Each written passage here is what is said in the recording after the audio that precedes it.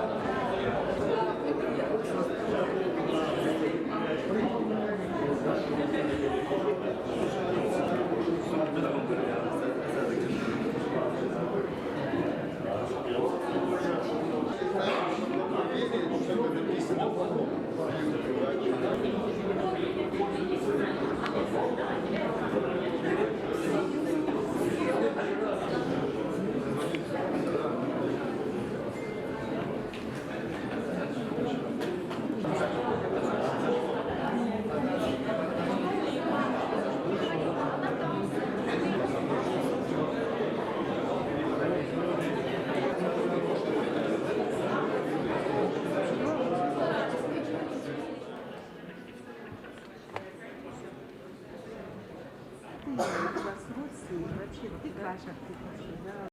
Или вот сюда.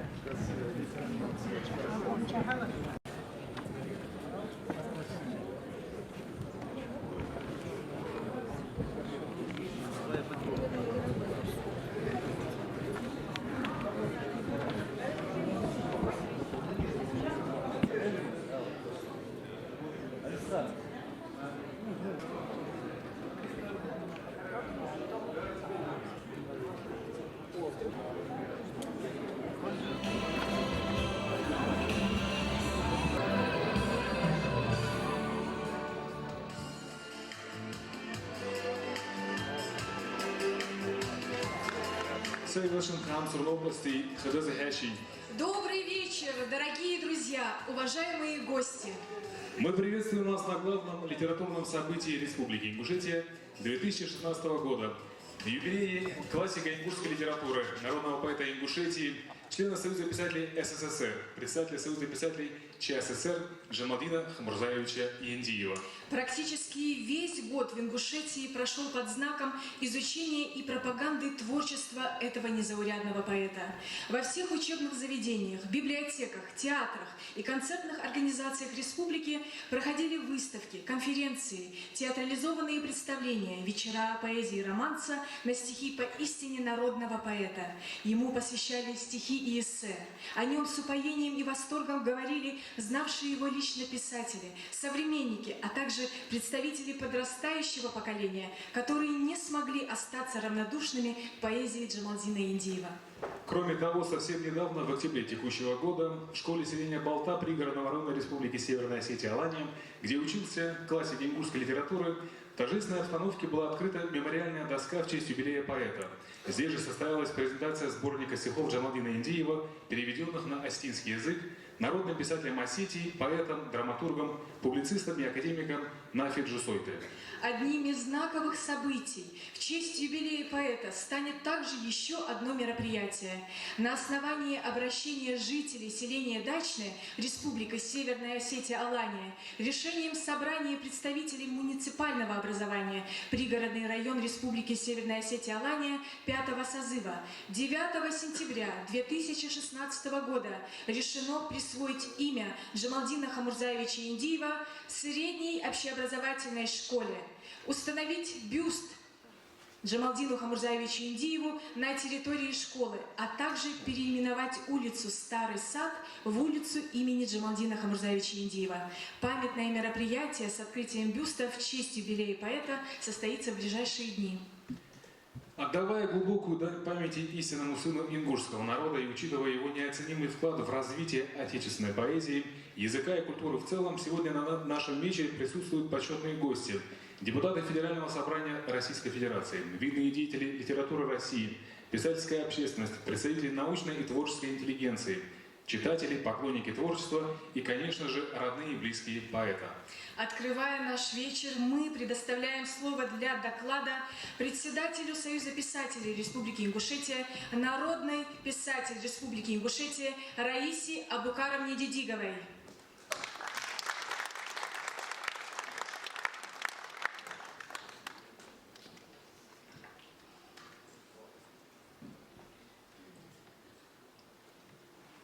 Уважаемый Юнусбек Баматгиреевич, уважаемое собрание, глубины духовно-нравственного потенциала народа всегда находят свое воплощение в творчестве его выдающихся художников слова. И потому каждое новое поколение читателей черпает в их духовном наследии все новые и новые вдохновляющие мысли для гармоничного сосуществования с проблемами своего времени. Великому русскому мыслителю, философу Николаю Бердяеву принадлежат слова: «О каждом народе нужно судить по его вершинам». Одной из сияющих вершин, являющих миру живое воплощение ингушского национального духа, составляют личность прирожденно талантливого и выдающегося поэта Джамалдина Яндиева и его творчество, которое и сегодня во многом определяет как лицо национальной поэзии, так и пути ее дальнейшего развития, представляя собой органическое слияние национального и общечеловеческого начала. Прошедшие со дня рождения поэта 100 лет показали, что его тончайшая, совершенно уникальная и все еще остающаяся непознанная лирика с годами не только не меркнет, но начинает сверкать все новыми и новыми гранями. Прижизненные и посмертные издания его книг, которые вышли в свет на ингушском и русском языках, а их более 20, сопровождали ингушский народ практически на протяжении всего времени его советской истории на высочайшем уровне эстетического качества, формируя национальные цензы понимания литературы и искусства в целом. Они поныне пользуются значительным спросом у многонационального читателя нашей страны. На творческую судьбу Джамалдина Яндиева выпала первопроходческая миссия, результат которой был плодотворным. Он стал первым народным поэтом Чечено-Ингушетии. Он был первым из ингушей избран председателем Чечено-Ингушского союза писателей. Он первым начал освобождать ингушскую поэзию от чрезмерной фольклорной и идеологической перегруженности, свойственной творениям авторов периода становления и развития советской власти. Он первым в более поздний период стал защищать ингушскую поэзию от нигилистических нападок, надуманных и жестко насаждавшихся схем, которые целенаправленно отрывали современную культуру от ее истоков, лишая ее тем самым национальной самобытности. Он стоял у истоков нового направления в лирике и повернул ее в русло истинного лиризма, откровения и мышления поэтическими образами, стал открывать красоту природы и душу человека с ее радостями и горестями. И здесь нельзя не согласиться с мнением известных литературоведов Хасана Туркаева, Марьям Яндиевой, Хасана Тхазеплова, Хавашана Костоева и других о том, что яндиевский художественный образ мира, его пространственно-временная модель, стилевые и композиционные особенности, собственная иерархия предметов и ценностей весьма убедительно подтверждают, что он создатель поэтического канона. Именно это явление позволяет считать Джамалдина Яндиева основоположником ингушского литературного поэтического языка, а также создателем жанра медитативной лирики и формы философской миниатюры.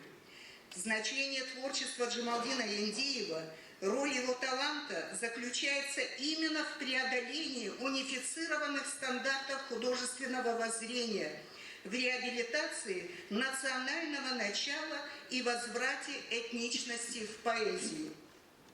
Величие же Яндиева, поэта, в том, что начав этот длительный и зачастую небезопасный процесс возврата к этническим истокам художественного восприятия, как равный среди равных, как один из целой плеяды авторов, он сумел пройти его до конца, фактически воплотив в своем творчестве все стадии и эволюционные периоды национальной культуры. При этом поэт создавал свой стих прежде всего для себя, исходя из своей внутренней потребности. И поэтому мы так явственно ощущаем в его произведениях скрытые признаки противоречивого сосуществования его внутреннего мира с миром внешним.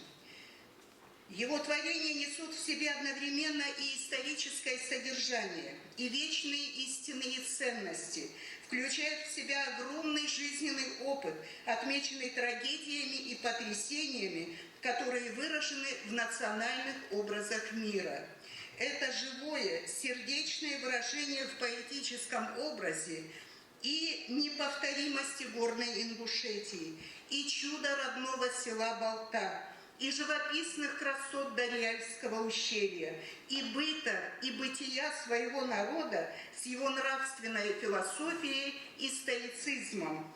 Это тревожное осмысление существования в условиях катастроф 30-40-х годов XX века и предвидение и ощущение будущих трагедий ингушского народа, Кавказа и мира в целом в 21 веке. В силу уникальности видения и восприятия поэтом окружающего мира и заключенных в нем извечных общечеловеческих ценностей, его поэзия перешагнула границы своей национальной культуры и стала достоянием многонациональным.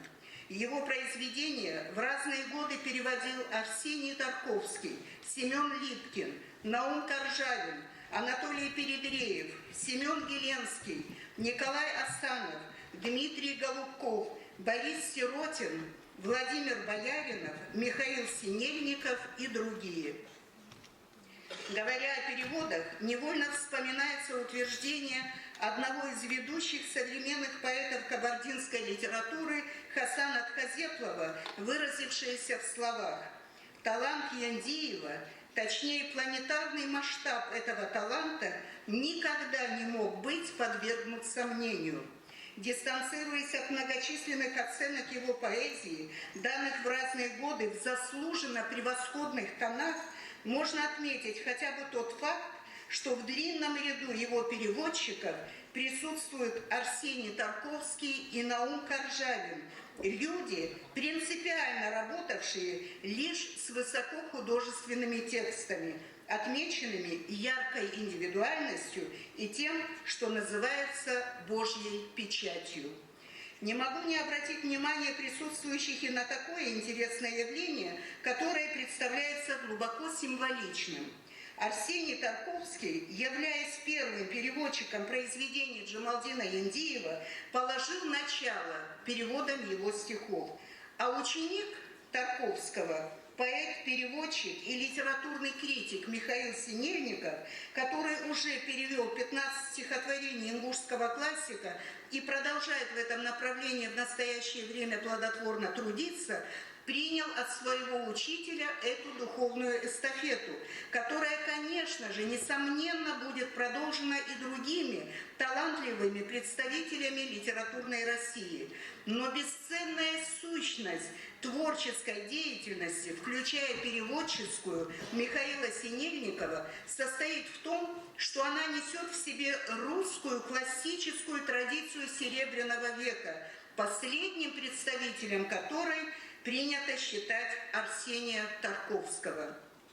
В этом же зале 19 ноября состоится юбилейный творческий вечер Михаила Исааковича Синельникова, на котором, я думаю, в его исполнении мы услышим и переведенные им произведения Джамалдина Яндиева. Следует отметить, что помимо русского стихотворения Джамалдина Яндиева переведены на языки всех народов Северного Кавказа, а также на калмыцкий, татарский, украинский, эстонский, немецкий, английский и японский языки. Сам Джамалдин Яндиев, приобщая свой народ к богатству русской классики, осуществил переводы на ингушский язык произведений Лермонтова, Пушкина, Маяковского, Горького, Шевченко, Хитагурова, Маршака и других поэтов. Успех их был обусловлен тем, что поэт находил ключ к переводимым произведениям своим сердцем. Как поэт, Джамалдин Яндиев видел свою задачу в том, чтобы объяснять и пропагандировать философские, нравственные и этические критерии ингушского народа. Он реализовывал эту задачу с собственной судьбой и поэзией, в лоне которой творилось духовное деяние, велся открытый разговор, где доминировали темы души, вечные темы жизни, смерти, поэзии и совести, где не прекращался поиск истины и выполнялся напряженный труд, являя суть самостояния поэта. Одно стихотворение Джамалдина, в котором сосредоточен моральный кодекс ингушского народа, подтверждает сказанное. Есть 4 начальных слова, и каждый народ их вручает ребенку навечно беречь и любить. Слово «жизнь», потому что и он, будет время, умрет. Слово «смерть», потому что обязан он правильно жить. Слово «родина», что продавать на базаре нельзя. Имя, данное матерью, пусть беспорочно несет. Вот наследство, которое всем нам дается, друзья, и отчета от нас будет требовать вечно народ. Очевидно, что поэт был вовлечен в общую историческую жизнь отнюдь не случайно, а сознательно, потому что за его личной судьбой и опытом стоит опыт и судьба его народа и времени. Устойчивость этнического содержания поэзии Джамалдина Яндиева, значимость его философии и эстетики для вновь пришедших поколений читателей обусловили его полноценное присутствие в современном литературном контексте Ингушетии, Северного Кавказа и всей Российской Федерации. Это представляется архиважным в условиях переживаемой всеми нами ситуации, связанной с противоречивыми процессами глобализации и западной, и восточной, которые, несмотря на несомненно позитивные направления экономического и технологического свойства, препятствуют сохранению культурной целостности и духовного облика народов, особенно малых, и являет проблему самого существования культуры и общества, поскольку массовая культура неминуемо ведет к унификации, деэтнизации традиционной культуры. Этим усиленно навязываемым в различных вариантах, порой противоестественным, разрушительным процессам, возможно и необходимо противопоставить воспитание, особенно у молодежи, духовных качеств, духовных идеалов, которые могут быть выстроены на примере жизни и основе творчества Джамалдина Яндиева, где каждое произведение является собой урок праведной жизни, сакрального отношения к матери, к родному языку, к родине, к друзьям, где невозможно путать правду с ложью, где даже тишина исходит честью и благородством, где осознание человека и человеческого общества в целом – это осознание себя, своего существования в масштабах мироздания. В обеспечении новаторского подхода к изучению поэзии Джамалдина Яндиева видится возможность спасения от того, что рождает усредненный, примитивный уровень и не способствует развитию мышления, нравственной и эстетической ориентации молодого человека, от того, что дает молодежи искаженную картину мира, уводя ее в тупиковые и темные лабиринты поисков духовной, религиозной, национальной и прочей идентичности, часто приводящей к физической и нравственной гибели.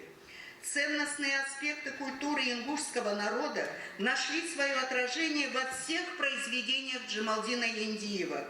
Составляющая этих аспектов – прекрасные обычаи и традиции, в которых общечеловеческие ценности сочетаются с их самобытностью. Предельно выразительными в этом смысле являются стихотворения Джамалдина Яндиева о родине, читая которые всем существом ощущаешь неизбывное тепло родной земли и чувствуешь, как на ней ты защищен и обласкан божественной благодатью. Родина, родная земля, единственная высшая и непобедимая ингушская духовность. В стихах поэтам явлено невероятное таинство этого энергетического сплетения, этой поистине волшебной субстанции. Уже в зрелые годы, пройдя с родиной много верст, поэт, взглянув на прошлое Кавказа, его народов, глубоко осмыслил прогрессивную роль России в их исторических судьбах. Омытой кровью сыновей не раз, перешагнувший через век печальный, ты столько пролил слез, ты видел столько горя, но честно матери глядел в глаза, судьбе наперекор, борясь и споря. Ты погибал, содра тебя Россия из раненного к жизни подняла. Стихотворение «Кавказ». Поэтому его патриотические чувства сильны, постоянны, высоки, подобно его родным горам. С тобою быть хочу всегда, плечом к плечу. За честь твою на бой я храбро полечу, как девушку любимую мою, как сердце матери я отстаю, клянусь, я отстаю тебя в бою. Подобным образом поэтам отображаются и идеи не просто единения человека и природы, а именно его породненность с нею. Когда обращаешься к этой теме, в памяти невольно всплывают трогательные слова балкарского поэта Салиха Гуртуева из его воспоминаний о братских взаимоотношениях Кайсына Кулиева и Джамалдина Яндиева, о том, как, находясь в изгнании в столице Киргизии Фрунзе, они иногда под вечер выходили на центральную улицу города и, идя в обнимку, бесшумно плакали, глядя на беловершинные горы Киргизии, представляя себе Кавказские горы с их Эльбрусом и Казбеком. Эта тоска, истязающая душу, звучащая в стихах неслышным стенанием, побуждает как-то более остро испытывать ответственность за судьбу земли, напоминая о нашей мере ответственности перед своим родом, обществом, перед прошлым и будущим своей Родины. Но мудрое и великое знание дается лишь при одном условии: когда б не перенес добро и зло, откуда б древо мысли проросло, без черной тучи на сердце, откуда я взял бы этой светлой песне чудо, да внук мое зачахло ремесло. Такие стихи воспринимаются как негромкий, но пронзающий посыл, в котором сущностные законы и нравственные категории бытия очерчиваются ясно и естественно, выделяясь из паутины человеческих заблуждений, обозначаются истинно ценностные ориентиры для тех, кто задумывается о противоречивой действительности, о смысле жизни и ее неизбежном, но достойном завершении. Содержание творчества Джамалдина Яндиева стимулирует не только стремление к правильному пониманию происходящего в мире и в собственной среде, но и к познанию сущего, а значит, прикосновению к самому благостному и возвышенному, тому, что способствует очищению и самосовершенствованию. Таким образом, магнетическая притягательность и самой личности Джамалдина Яндиева и его бесценного наследия объясняется прежде всего сияющим духовным светом, кристальной чистотой и добротой, которые пронизывают все его произведения, обволакивая собою души читателей.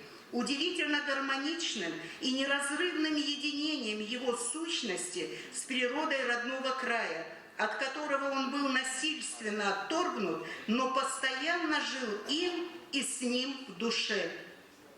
не приходящей нравственной сутью, которая вела его по собственной жизни и продолжает жить в произведениях, являя каждое из них уроком чести и редкостного благородства, глубоким, трепетным чувствованием родного ингушского языка, о чем гласит каждая строчка поэта, подлинной народностью произведений, которое не могло бы быть без опоры на богатейший ингушский фольклор и этико-эстетическую твердь традиционной культуры ингушей, философской рефлексии, которая прослеживается во всех творениях Джамалдина Яндиева, свидетельствуя о его космическом сознании. О том, что этот ассоциативный ряд можно продолжать бесконечно, свидетельствует его отражение в видеообращении священнослужителя отца Иоанна в миру Привалова, живущего на Архангельском севере, который, держа в руках сборник произведений Джамалдина Яндиева, говорит о том, что благодаря семье Яндиевых, Джамалдину и его дочери Марьям, он открывает для себя Ингушетию, исходную страницу жизни ингушского народа, имея в виду депортацию. Он демонстрирует глубокое понимание всей разрушительной силы бедствия, постигшего ингушей, и выражает свое потрясение его стоическим приятием народа. Говоря об этом предельном горе, которое мужественно принимает на себя Джамалдин Яндиев, человек, устами которого говорит ингушский народ, отец Иоанн вспоминает строчки другого поэта, Анны Ахматовой из «Реквиема». Ахматова говорила о своем измученном рте, в котором кричит 100-миллионный народ.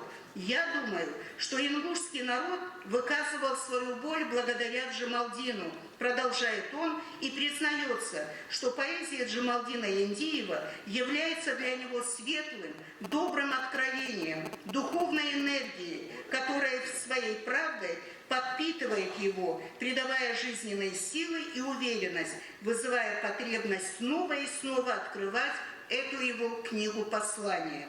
А патриарх осетинской литературы Нафиджу Сойте, написавший к столетию Джамалдина Яндиева книгу «Весенний зов», которая состоит из его переводов 40 произведений поэта на осетинский язык и эссе о друге Джимми, так он его называл, и тревожной судьбе Кавказа, кавказских языков и взаимоотношений народов, вспоминает, как Джамалдин Яндиев говорил: «Горский поэт – это не цыганская лошадь, на базаре не продается». Еще одна наиважнейшая характеристика личности Джамалдина Яндиева, которую давали его друзья, собратья по перу и просто люди, которые его знали, это его несоучастие во всех сомнительных и заведомо пакостных предприятиях, то есть, говоря словами Марьям Яндиевой, своеобразная политическая аскеза при абсолютном понимании происходящего вокруг. Подтверждением подобных свидетельств служит и высказывание известного писателя и литературоведа Юрия Верольского о том, что главным мерилом всех его поступков, как и всего творчества, была совесть.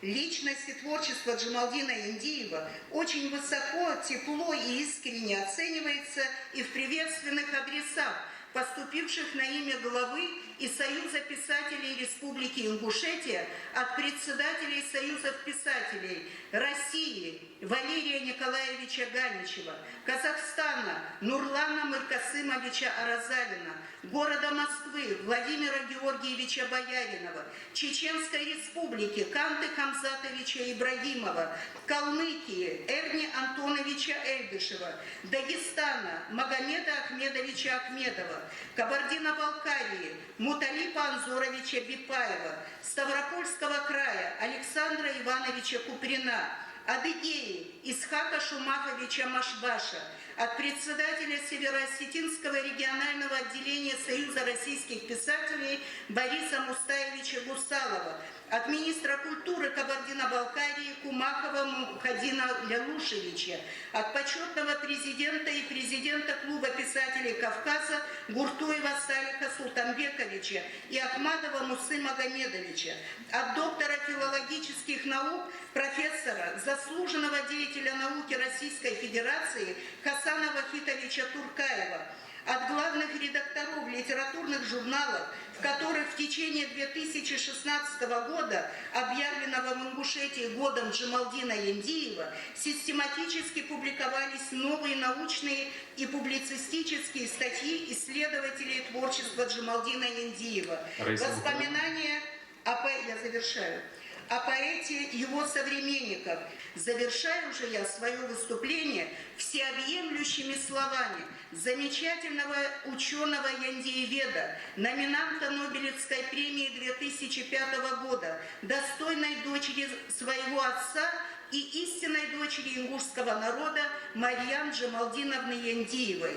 Джамалдин Яндиев сумел протянуть золотую нить духа из ингушского микрокосмоса в общемировой космос культуры. И в этом неприходящее значение его поэтического наследия и его личности. Благодарю за внимание. Спасибо вам за замечательный доклад. Давайте проводим наши гости. Дорогие друзья, слово предоставляется главе Республики Ингушетия Юнусбеку Балмагриевичу Евкурову.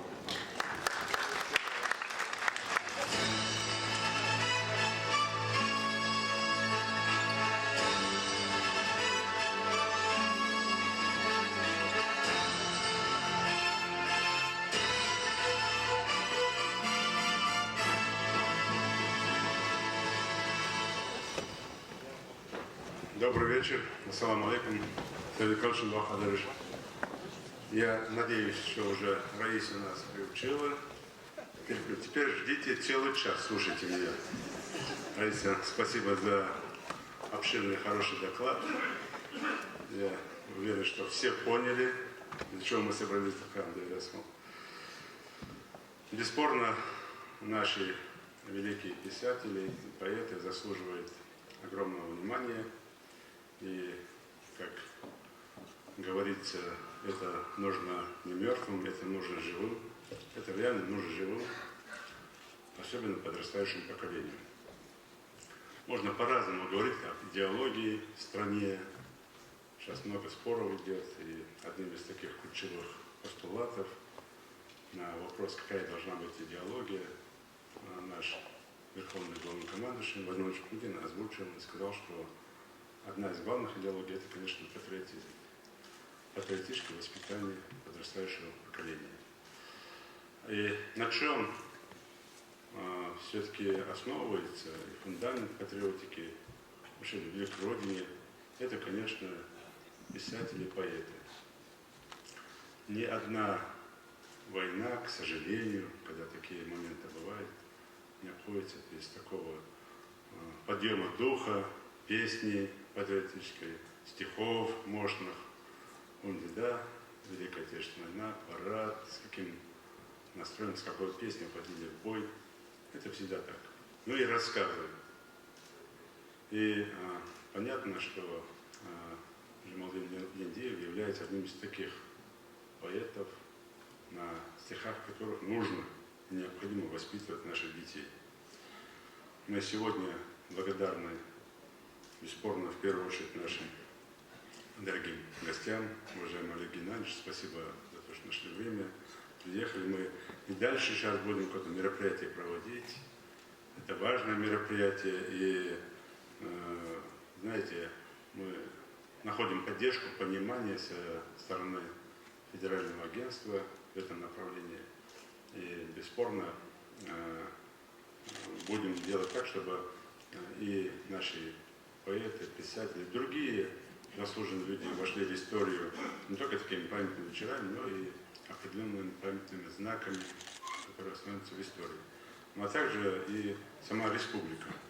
Мы с помощью Олега Геннадьевича уже на 20-летие выпускали марку в честь 20-летия Республики Ингушетия. И дальше, я думаю, что уверен, на 25-летие мы тоже это сделаем.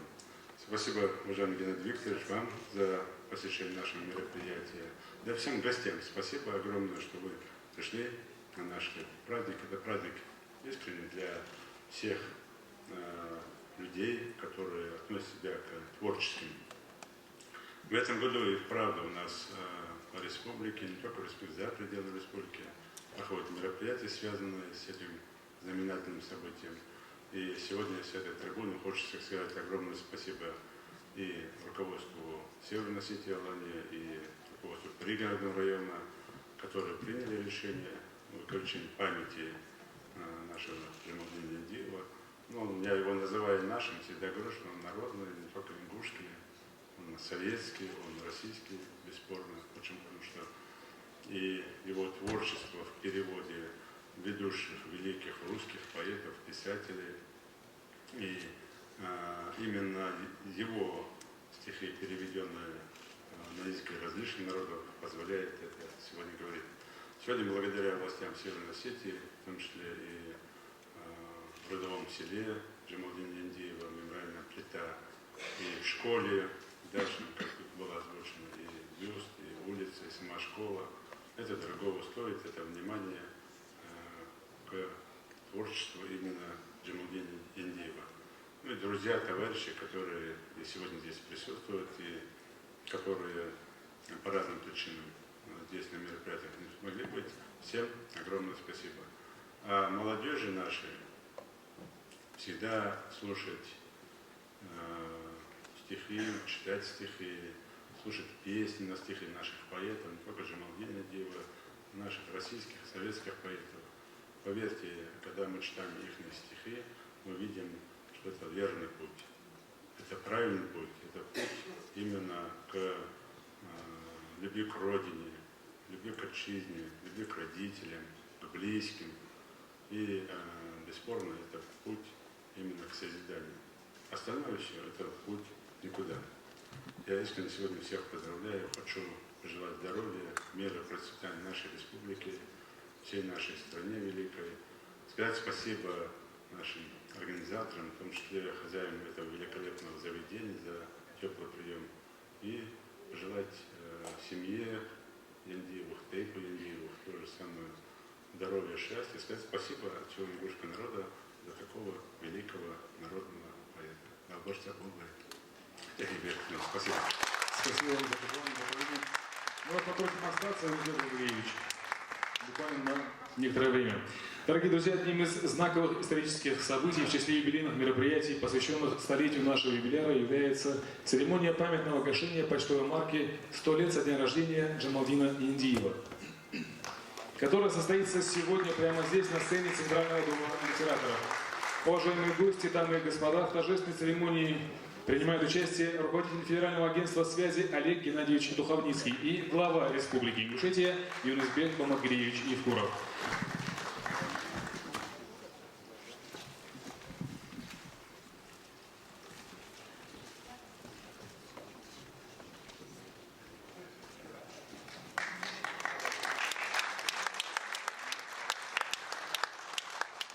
Уважаемые участники церемонии, просим вас занять почетные места за столом и приступить к торжественной процедуре гашения.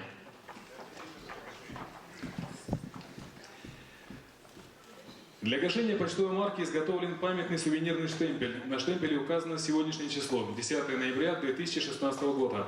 Дата выхода марки в почтовое обращение. Этим штемпелем делается оттиск на почтовых блоках, конверты подписываются участниками церемонии гашения. Тираж – 252 тысячи экземпляров. Номинал каждой марки – 19 рублей. Художник-дизайнер Александр Мцковец. На марке изображен портрет поэта на фоне каменной башни в горном районе Ингушетии. Джамалдин Индиев родился в октябре 1916 года в селении Балта пригородного района Назрановского округа Терской области в семье горца-земледельца. С детства увлеченный поэзией, книгами, знаниями, он мечтал посвятить себя литературному творчеству. Поэтический дар Джамалдина Индиева проявился рано, еще в годы учебы в педагогическом училище. Он начал публиковаться в 1936 году и сразу привлек внимание читателей и критики оригинальностью и новизной своих стихов. Арсений Тарковский перевел на русский язык его ранние стихотворения, которые из них сразу стали классическими. «Мать поет», «Зима», «Сердце», «Лейла». Он отзывался о Джамалдине Индиеве как о незаурядном поэте, отметил его большой лирический подъем, соловиный голос. Почтовые марки, посвященные Джамалдину Хамурзаевичу Индиеву, поступили в отделение почтовой связи, и граждане нашей страны имеют возможность использовать их для отправки своей почтовой корреспонденции.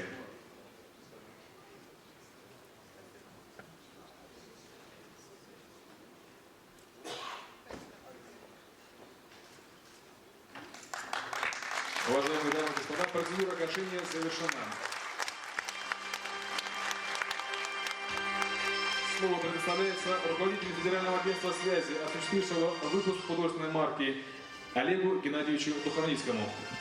Уважаемый Юнусбек Амалгириевич, уважаемые коллеги, дорогие друзья, рад вас всех приветствовать на торжественной церемонии гашения государственного знака почтовой оплаты, почтовой марки, посвященному вашему земляку, очень известному, уважаемому поэту.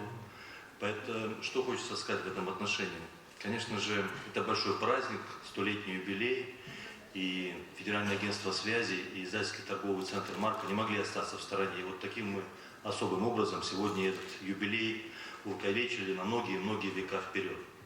Уже завтра эта марка разойдется по сети почтовой связи по всей нашей стране, чуть позже выйдет за пределы нашей страны, и ваш земляк попадет в коллекции филателистов российских и зарубежных, и тем самым мы будем рассказывать про Северный Кавказ, про Ингушетию, про всю нашу страну вот таким особенным образом.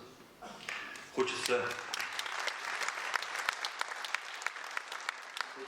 пожелать всем участникам сегодняшнего мероприятия крепкого здоровья, удачи, успехов.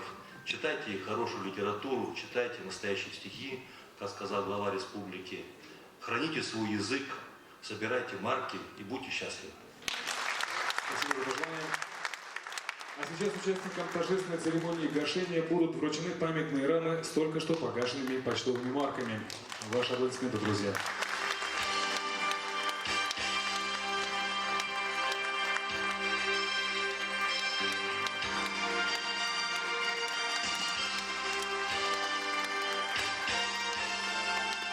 Ну и, конечно, памятная фото. Я вот хочу, Марьян, иди сюда. Я хочу Марьян передать вот этот экземпляр, чтобы она хранила себя дома. Ну, когда я скажу верни назад, обратно не вернешь.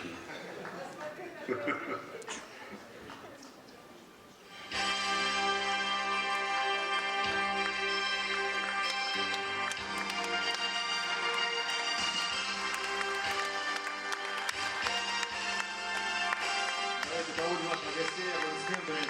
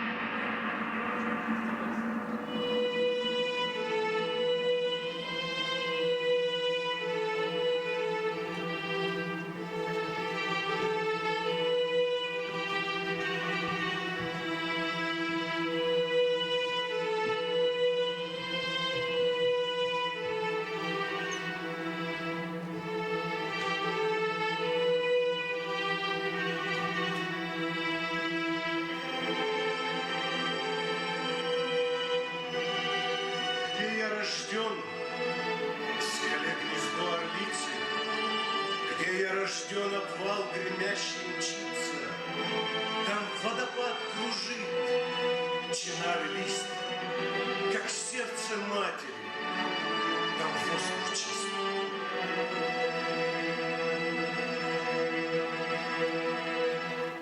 Совяче ламыш, ляче дек, вот туче иренце сирдет васек, совяче ламышка шури шоудаш сус, Этинга сатусыш, этот ус, цыганяна доксан вот энде, ил сан сигле кягае, михца узы жгала жиягач, вахарага хагыш сада вягач, сяга сай агач хан, лячен гкейкач хан, елиян вялсо, самис.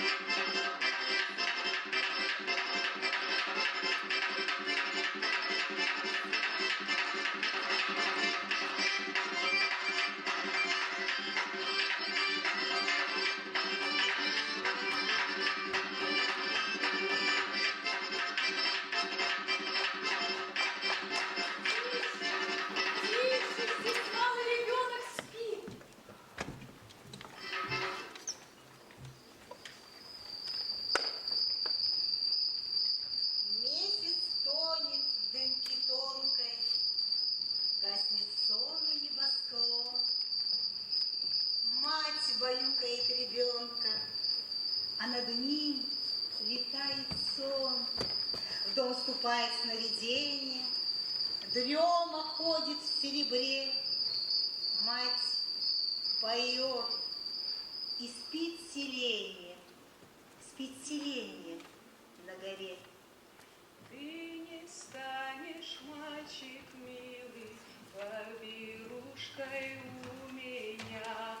Не проходишь до могилы без удачи, без коня.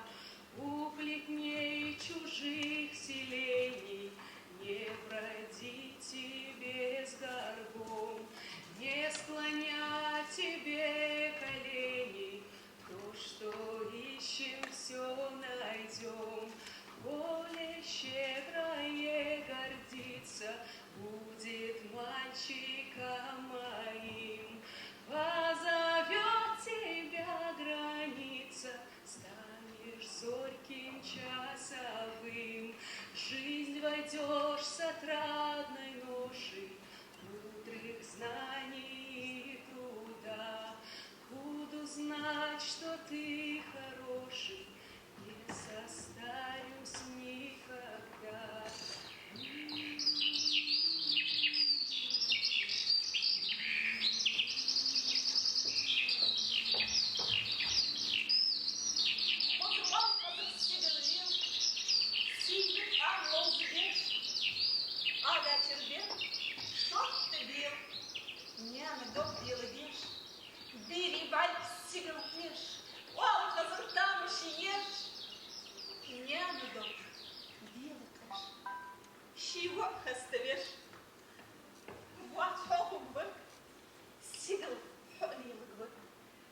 Прекрасная птица под солнцем кружится, играя широким крылом.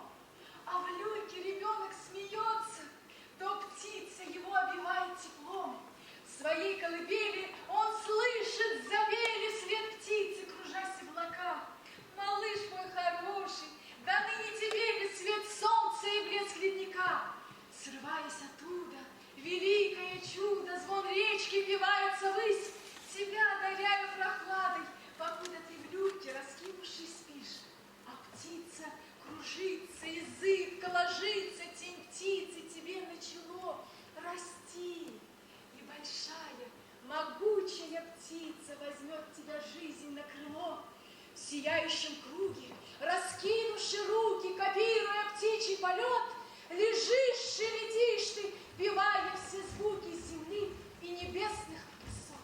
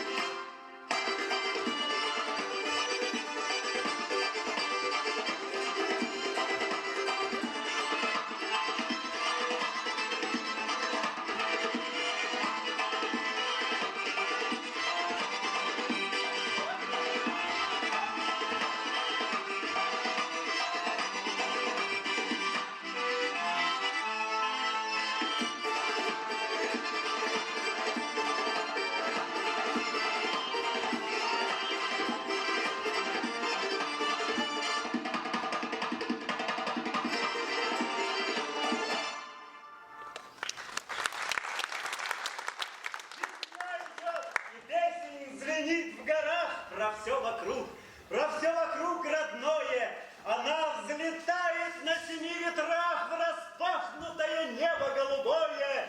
Лети, я говорю во след, лети, и осеняя крыльями отроги, ты ночами темными среди для тех, кто в этот час уже в дороге. С рассветом птицы, оглашая склоны, запели, как на свадебном перу. На голову накинув шарф зеленый, деревья зашумели поутру. И вся картина раннего восхода так сказочно прекрасна и светла, что только гениальная природа свой лучший час создать его смогла. Пойду я медленно, как вол, поможет счастье мне на пашне, и труд не будет мне тяжел, и будет в радость труд всегдашний. Пускай бесплотны до сих пор мои немые горы были, взойдет на склонах этих гор невиданное изобилие. И людям золото полей раздам я на перу богатом, и будет мир еще светлей, и солнце назову я братом.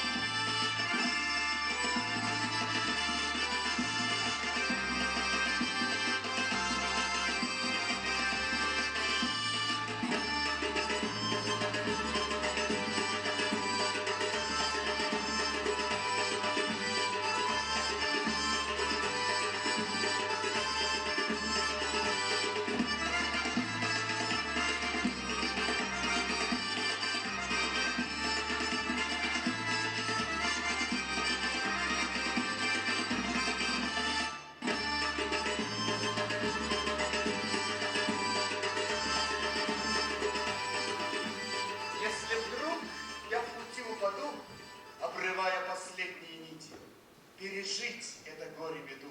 Вы, любимой моей, помогите. Не спешите ее осудить, что упал я сейчас на дороге.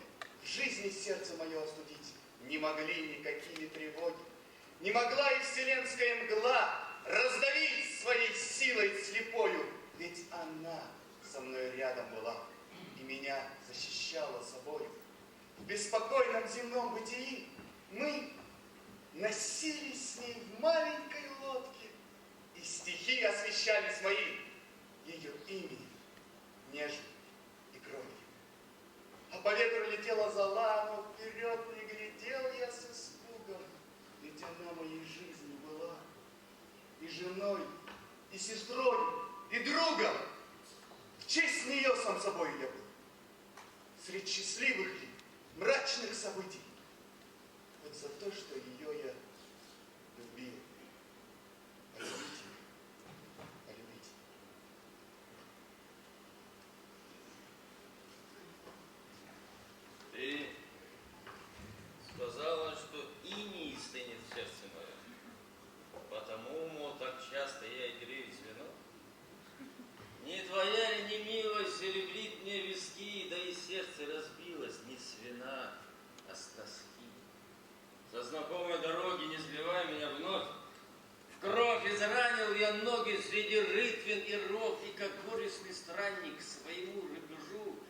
из скитаний бескрайних я едва похожу.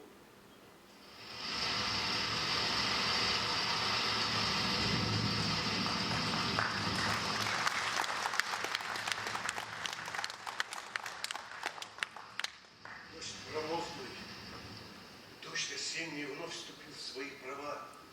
И с мольбою о спасении в роще ухает сова. Оттого ли так печально, оттого ли грустно мне, что любимую случайно я обидел по весне? Но былое мне забыто, и прощение не спасло.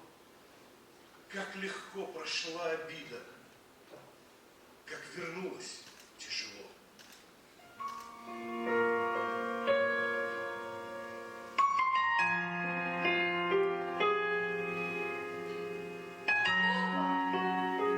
Не избыть, ни суетой, ни снами. Я не могу забыть изведанного нами. Становятся года мудрее и короче. Нет, не были тогда нам мальчиками ночи. Нет, не были ошибкой. Вернутся вдруг они, засветится улыбкой, и сердце вновь бежит стремительным потоком и вновь влечет к любви моей истокам. Почему с такой жаждой это сердце рождено, что лететь за птицей каждой порывается оно? Если мог я птицей реять, я взлетел к сердцам людей, и любую грусть развеять мог бы песней своей. Я бы юных сын кипения посидевших возвратил, всех не знавших пресыщения я бы вывел из могил, и тогда б я стал чудеснее птиц, поющих по весне. Как я был бы счастлив песней, зародившейся во мне, потому с такой жаждой я на этот мир смотрю и слежу за птицей каждой, летающей зарю. Не говорите мне, что на земле я только гость случайно проходящий, что дома и на улице во мгле я только призрак, без следа летящий. Я видел радость, видел и беду, 3 пота проливал, когда трудился, а если горе встанет на виду, я слез своих и боли не стыдился. Скажите мне, а какова цена тому, кто в жизни ничему не верит? Зачем на небе солнце и луна, когда покой души давно потерян? Подеттали, садок, подеттали. Амбиака алхазар высанна, шахуза саилаш, шоеттали, михучох биажи форда высанна, лома ракеттар бианахи, щарч ара тоже санна, хадая габханыш карти, азбева салила лахденна, подеттали, садок, подеттали. Амбиака алхазар высанна, шахуза саилаш, шоеттали, михучох биажи форда высанна. Вот дай мне время, дай время мне вскочить в седло, отбросить робость, точно бремя, от Родины в счастливый час похвал дождаться. Дай мне время коня пришпорить перед всеми и взволновать сердца людские. Дай мне время излиться до конца в поэме и как трубы призывной медь в горах родимых прозвенеть все то, что сердце хочет спеть, вернуть народу. Дай мне время. Скажи мне, не исчезнет ли в горах, подобно эху выстрела ночного мой голос, мое песенное слово ответа, не нашедшее в сердцах? Или останусь я в сердцах людей и отражусь в глазах своих потомков? Я жизнь свою прожил среди людей не волком, что за добычей рыскают своей. Не скажут ли, кляня мой бедный брат, что мой язык коварный сеял смуту? Ведь и при жизни я претил кому-то и неугоден был в своих горах. Но ты меня взрастила в чистоте. И пусть я долго шел по бездорожью, я никогда не путал правду с ложью, не изменял добру и красоте. Ведь все ты знаешь. Расскажи, как жил, что радовало, что меня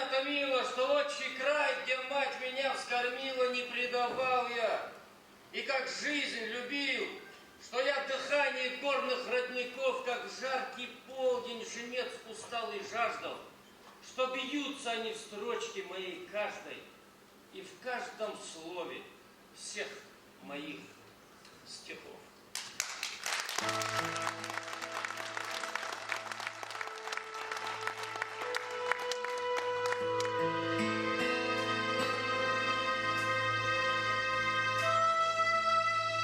Увидал и доброе, и злое, и любовь, и ненависть познал. Помню материнское тепло, помню холод неприступных скал. Все, казалось, оценил и взвесил. Понял все и принял все как есть. Был душою радостен и светел, не ронял ни мужества, ни честь. Пил вино и танцевал лезгинку. Все узнать и сделать я успел. Только материнскую слезинку оценить когда-то не сумел.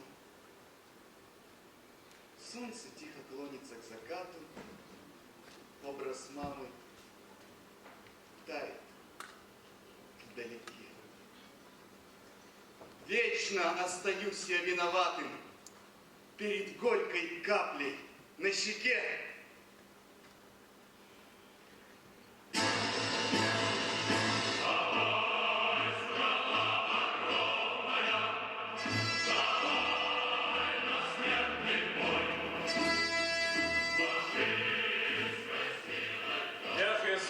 Дев, лят, си, попологи, найрыканти цулат бех, тызмаста глухове, голты канти, голты, найрыканти голты, дяхеве ларьяге, туга канти, туга канти, туга, маста вей вухвекве.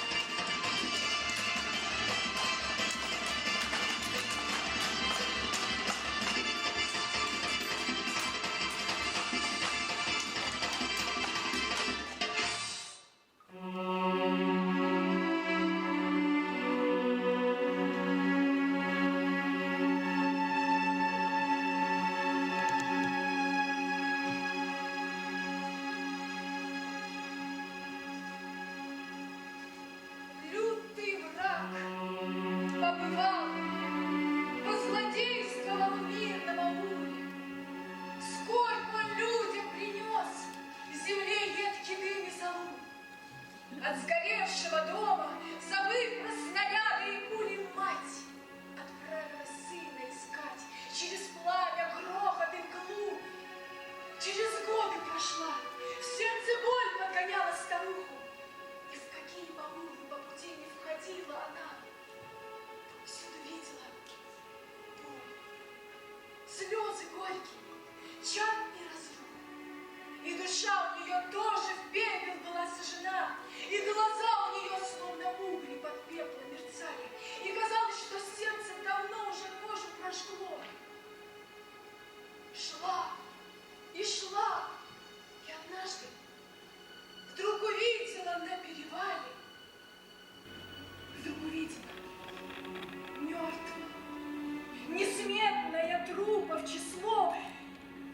И ходила она среди этих солдат убиенных, вниз лицом, на спине ли лежащих, а то на боку. Птицей вскрикнуло сердце, мать сына признала мгновенно и прижалась губами к его ледяному виску. И где слезы на камень ее, ударяясь, упали, дуб нежданно поднялся и на глазах обрастает листвой. С той поры и стоит он на горестном том перевале, там, где мать умерла, к телу сына припав головой.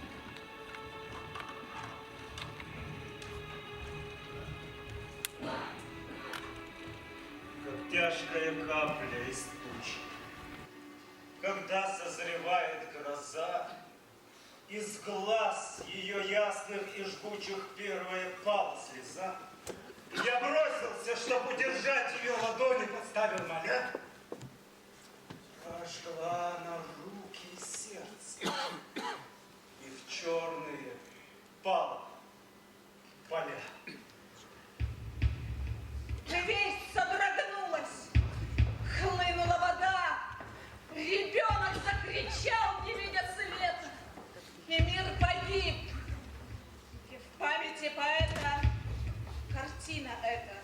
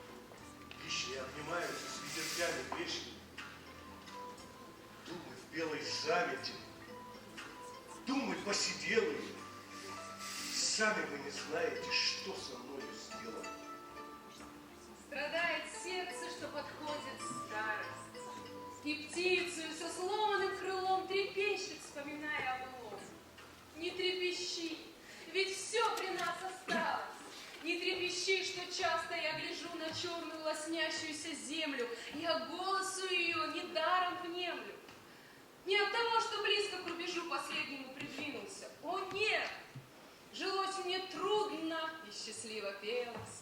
Земля мне говорит, что чувство, зрелость, ясность мысли этот поздний свет не зря мне дан. А молодость прошла.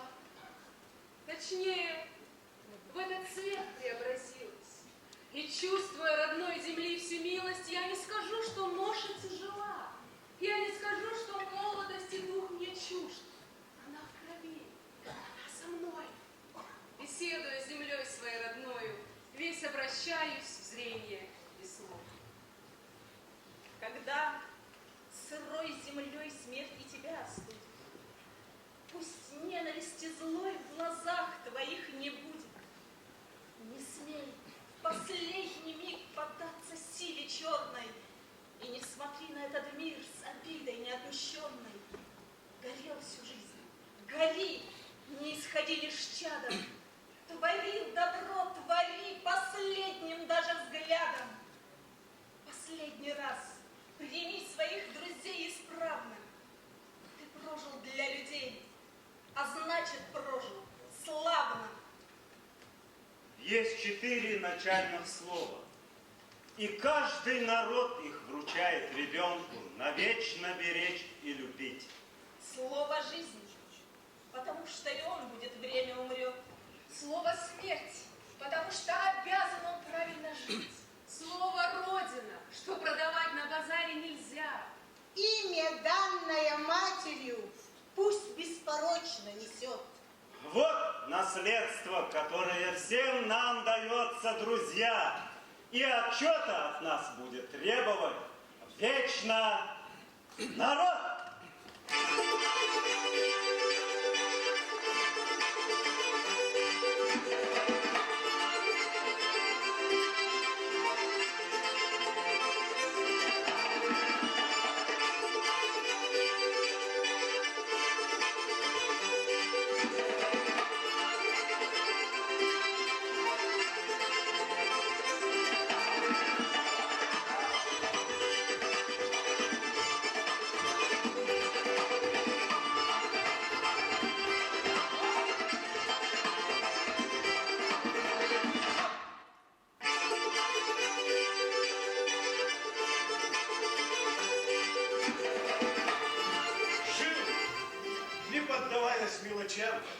Умирал, не плакал, не кричал, ибо знал, что жизнь дана одна, и ее спокойно пил до дна.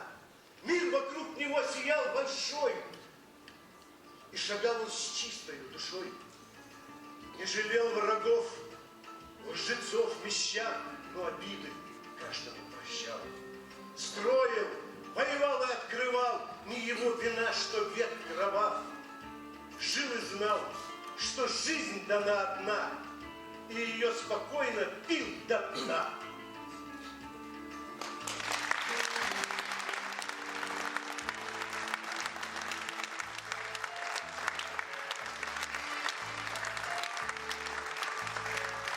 Дорогие друзья, давайте поблагодарим за замечательное прочтение стихов Джамалдина Индиева, актера Государственного театра юного зрителя, Русского государственного музыкально-драматического театра Республики Ингушетия, а также артистов Государственного ансамбля народного танца Ингушетии.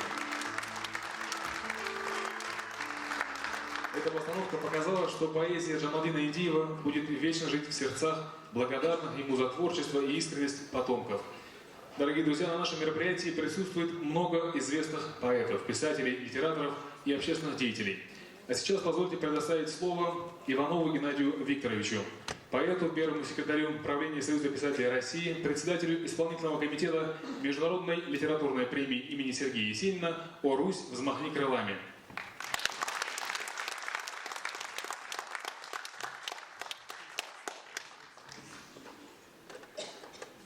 Уважаемый Юнусбек Гуматгиреевич, уважаемые участники этого вечера, я когда-то читал отдельные стихи Янбиева. Это было в 70-е годы, когда работал в издательстве «Современник». И сейчас, когда меня пригласили вот на этот вечер, мне захотелось прочитать больше, может быть, даже целую книгу. Вот в Москве книгу, конечно, найти очень трудно. Вот. И ко мне чудесным образом пришла книга «Из семьи». Джамалдина Яндиева, вот эта вот книга, и я ее всю прочитал. Всю прочитал как вновь, как будто открыл для себя впервые этого поэта. Но вы знаете, прежде всего я хочу сказать, что поэту повезло с дочерью. Я прочитал вступительную статью Марьян и скажу, что, вы знаете, в России русские писатели говорят, что в русской литературе повезло только одному писателю с женой. Это Достоевский. Ему завтра будет 195 лет. Вот Анна Григорьевна, его жена, она и при жизни, конечно, его помогала и спасала, и после жизни очень много сделала для Достоевского. Так вот, мне кажется, дочь, так сказать, значит, поэта Джамалдина Янбиева, во-первых, это удивительно глубокая статья. Я считаю, что просто я давно не читал таких тонких, вдумчивых, глубоких, сокровенных статей о поэзии, вообще в целом о поэзии. И непосредственно, так сказать, вот о Джамалдине отличная статья и вообще отличное такое замечательное, прекрасное отношение к поэту и к своему отцу. Вы знаете, в этой книге все начинается с радости. Вот я смотрю на лицо поэта. Вы знаете, бывает, что поэт лицом не соответствует своим стихам. Бывает, да. А вот здесь все соответствует. Вот от этого лица не оторвешься. На его портрет можно долго смотреть. Очень умные, очень глубокие и очень добрые глаза. Вот. Вы понимаете, высокий лоб. Вот здесь вот тоже была, и там тоже, так сказать, да. Сейчас иногда бизнесмены, так сказать, в 25 лет бреют голову, так сказать. Хотя, конечно, понимаете, хорошо, когда вот это вот высокий лоб во всю голову настоящий, заработанный жизнью и страданиями, и радостями. А когда в 25-30 лет, так сказать, то это как-то не очень естественно. Вы знаете, вы лучше меня знаете, что такое из себя представляет поэт Джамалдин Яндиев. Я, как русский человек, просто скажу, что я рад, что его переводили лучшие переводчики, которые в то время жили. Замечательно. Это, что называется, сам Бог так устроил, видимо. Замечательные переводы. И сквозь эти переводы я читаю, а вы на родном языке можете еще глубже и внятнее это понять. Я вижу, что этот поэт не стремится к каким-то красивым метафорам, к чему-то такому, понимаете, яркому и броскому. Но если он говорит правда и про слова, если он говорит совесть, если он говорит, что надо, так сказать, достойным быть своего имени и все такое прочее, я вижу, я ему верю, я ему даже в переводе я верю, что этот человек не просто произносит. Есть поэты, которые постоянно высокими словами как-то разбрасываются, а есть сокровенные поэты, вот такой, как, значит, Джамалдин, который, если он это слово сказал, он жизнью заслужил, он подлинный, он достоверный. Вот. Я задумался, почему, думаю, Янбиев не был в числе очень популярных поэтов. У нас тогда так в советское время было. 4 поэтов на русском языке, это Рождественский, Евтушенко, Ахмадуллина и Вознесенский. И 4 национальных: Гамзатов, Кугультинов, Кулиев и... Кто же 4-й? Нет, Мустай Карим. Мустай Карим, да. Вот 4 поэта. Как-то так вот получилось, что вот они были известны. Вы знаете, в этом ряду национальных поэтов, как равный с равными, вполне должен стоять, конечно, Янбиев.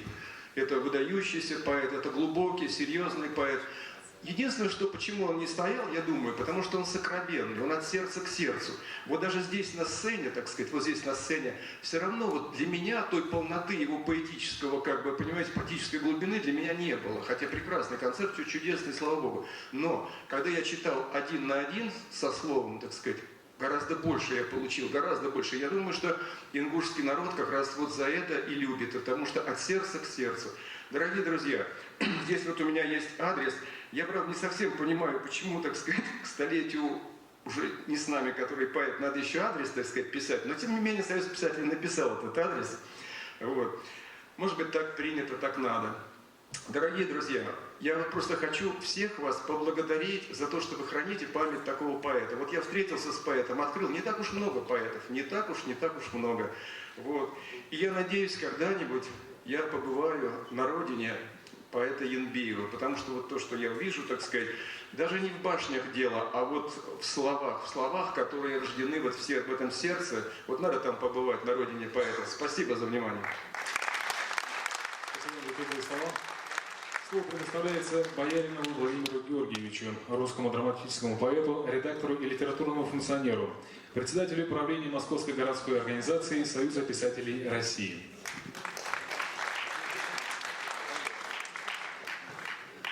Сразу видно из интернета функционеру. Это так Википедия меня в кавычках любит.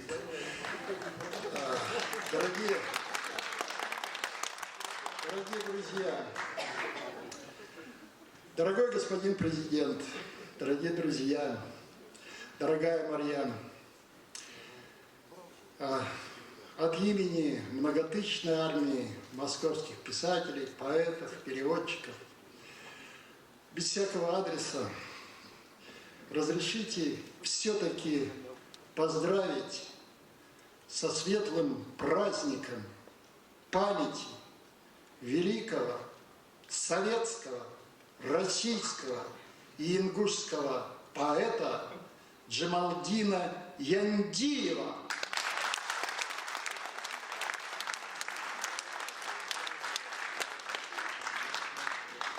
Так случилось, я еще был не седой и не лысеющий даже, когда судьба свела меня со стихами и даже с подстрочными переводами Джамалдина Яндиева. И я на всю жизнь обрел друга.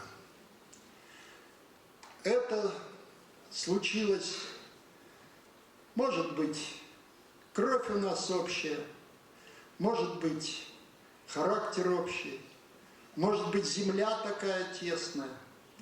Потому что, когда выселяли чеченцев, ингушей, их отправляли в Казахстан, их отправляли в Киргизию. И туда, куда их отправляли, как говорил Шайхи Арсенукаев, когда нас выгрузили из вагона, он еще ребенком был, то глаз мой не нашел опоры, он не уперся в горы, и голова моя, степь до степи, голова моя закружилась, и я присел на землю. Вот то, что было потрясением для людей, оказавшихся в этой бескрайней степи, то для меня была родиной. И я вырос в селе, спустившись, правда, тоже с Алтайских гор в детстве, но вырос я в селе под Термоядерным Семипалатинском. К нам разгрузили не только ингушей, чеченцев, к нам разгрузили в наше село, в мое родное село, в Новопокровку, разгрузили поволжских немцев, крымских татар. И мы на улице Школьной выросли такими интернационалистами, что после этого ничего уже не было страшно. Мы дрались за жизнь. И нас боялась вся шпана. Нас нельзя было трогать. Мы были лучшими футболистами. Мы лучше всех учились в школе. У нас были самые лучшие девочки. И мы так пели под гитару на всех своих языках, что вообще-то село, глядя на нас, росло духовно и радовалось жизни. Я очень был обожжен стихами, перевел, что успел, что сумел. Для меня большой сюрприз, что я принес больше стихотворений. Но вот это представление, которое было, как великолепно читали здесь стихи Джамалдина Яндиева. Артисты, настоящие, молодые, красивые. И мне оказалось уже нечего читать, но все-таки оказалось нетронутыми одно из любимых моих стихотворений. Уходят годы, Это про нас. Звездами падучими отлетят года, под моими тучами зреют холода, и не осыпается на мои виски, нет, не время мается от ночной тоски. Мысли под метелями чище и белей, дни считать неделями стало мне милей. Я сумею тропками на большак свернуть, песнями короткими свой измерить путь. Слово без усталости подниму в полет, не узнав о старости, сердце подпоет. А теперь о чуде. Звонит Раиса Дидикова.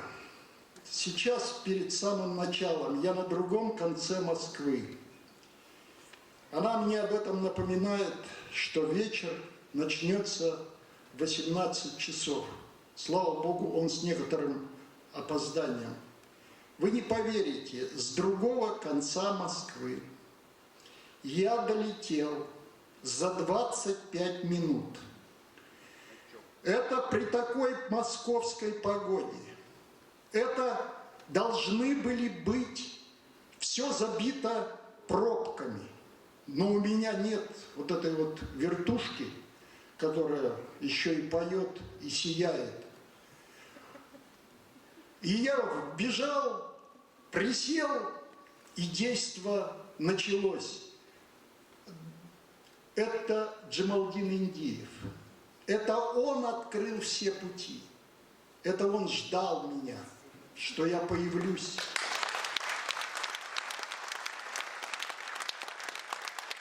Я виноват, и я каюсь при нем и перед вами, что не на все мероприятия сумел прийти. Ну, такая замотанность, я ж функционер.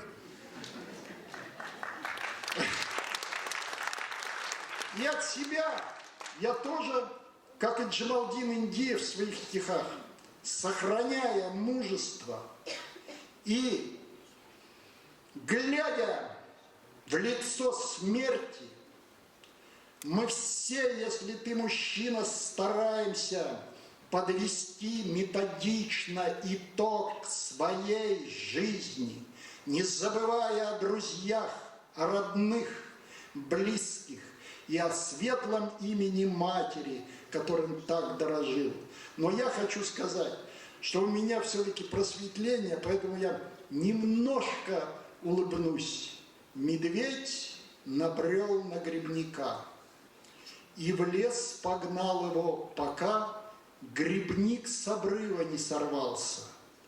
Он зацепился пиджаком за крепкий куст и жив остался.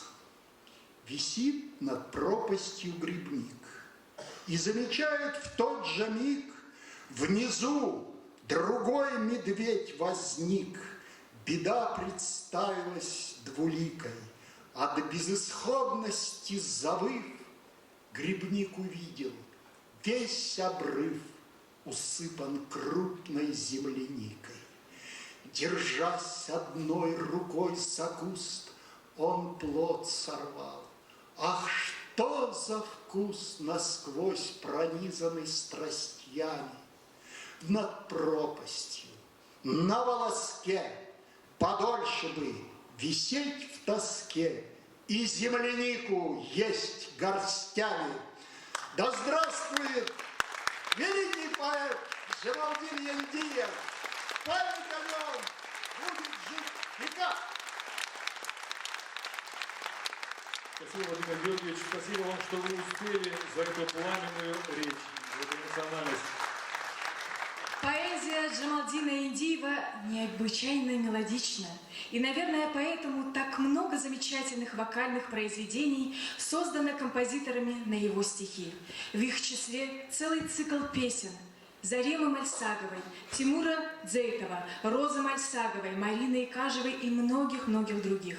Практически все эти вокальные композиции любимы как исполнителями, так и слушателями.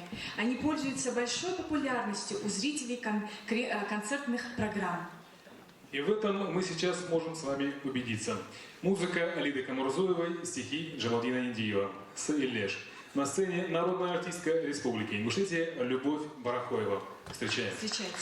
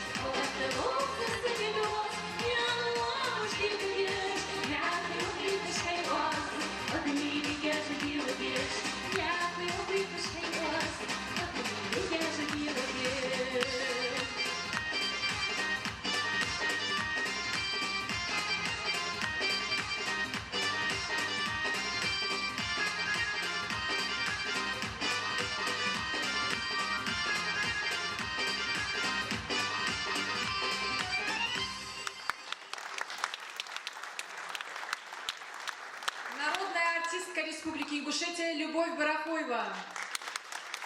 Дорогие друзья, слово предоставляется Синельникову Михаилу Исаакиевичу, русскому поэту, переводчику и литературному критику. Давайте поприветствуем.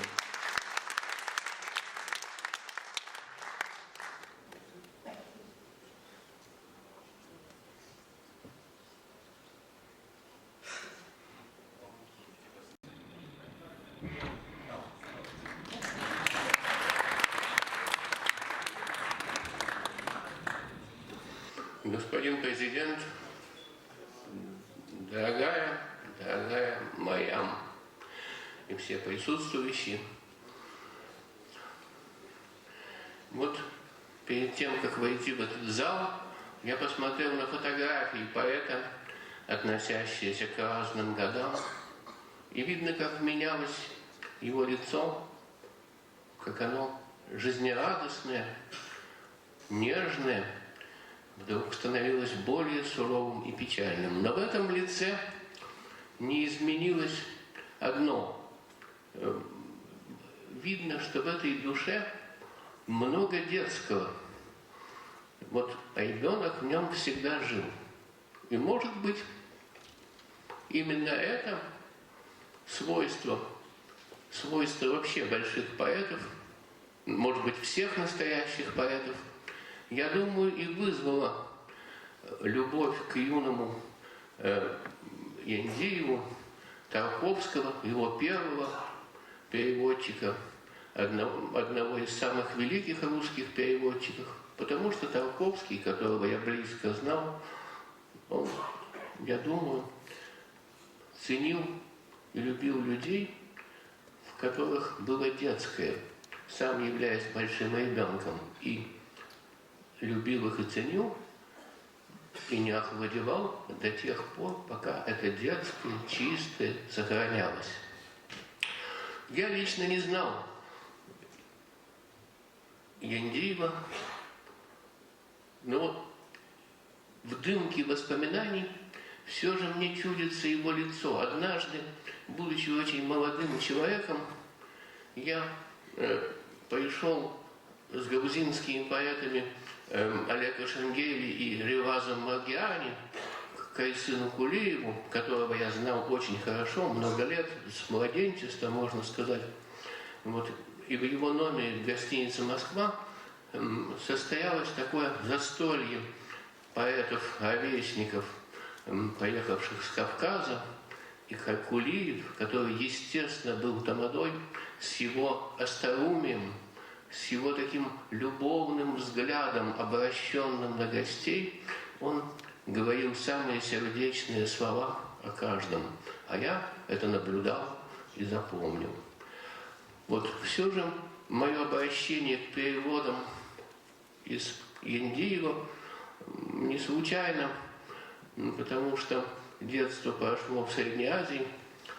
Я видел сильных кавказцев, я учился с ингушами в одном классе, я видел их жизнь, и Кулиева помню с младенчества, я видел даже их отъезд, их возвращение на родину на железнодорожных станциях Казахстана, так вышло. Это незабываемо. И я даже считаю себя певцом этой темы. Гёте сказал, что поэт – это характер. Это так. Вот. И характер, очень выраженный и сильный, присутствует в стихах и во внешности, и в голосе, читающем стихи, когда их читает, по счастью, записи сохранились, Джамалудин Яндиев. Вот. Это дело в том, что внешность, даже кажущаяся такая расслабленность, мягкость, она не означает, что в человеке нет большой властной силы. Она выражается в голосе, в стихах. Наверное, правильно все же, если я прочту небольшой перевод Тарковского, с которого началась в сущности переводческая деятельность этого крупного поэта и величайшего переводчика поэзии. Это перевод Тарковского из Яндиева. «Время, время, конь лихой, за тобой бегу, постой, дай до гривы золотой дотянуться мне рукой, через воды, горы, долы, устремляешь свой полет, пролетаешь, конь веселый, подожди, а ты вперед. Гаснет звезд молочный свет, и смотрю я молча ввысь, выстрел поднял птиц. О нет, годы юные взвелись». Поэзия Яндиева, конечно, менялась с годами. В его личной судьбе отразилась трагическая судьба народа. Все это совпало. Вот. Но это все одно не зачеркнуло другое. Раннее творчество не отменено поздним. И я сейчас хочу прочесть свои переводы, недавно сделаны, вот, его стихов относящихся к раннему, светлому, оптимистическому периоду творчества. Вспомнив предков, очевидица прошлых столетий, эта башня под ветром стоит, и угрюмого в солнечном свете стынет кладбище древний гранит.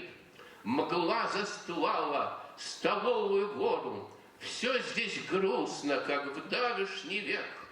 Предки жили здесь в грозную пору, здесь бородили свой ели чурек, и в свои уходили печали, проводя безотрадные дни. Как я жизни хочу, так мечтали о недальней кончине они.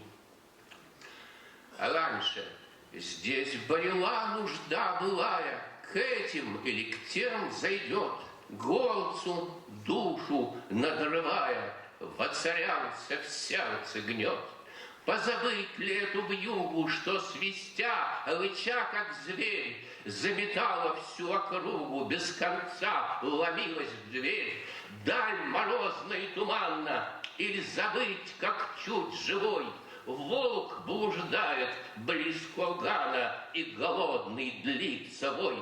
Хмуро бедность вековая шла то в тот, то в этот двор, горцу сердце надрывая, гнет давил на склоне гор. Это тогда ему казалось, что эти времена прошли навсегда. Пролетают вихрем крыльев длинных, и вершин касаясь журавли. Красит осень горы, и в долинах золотом колосья потекли. Как прекрасен осенью счастливый этот щедрый колос полевой. После жатвы с отдаленной нивы хорошо идти к себе домой.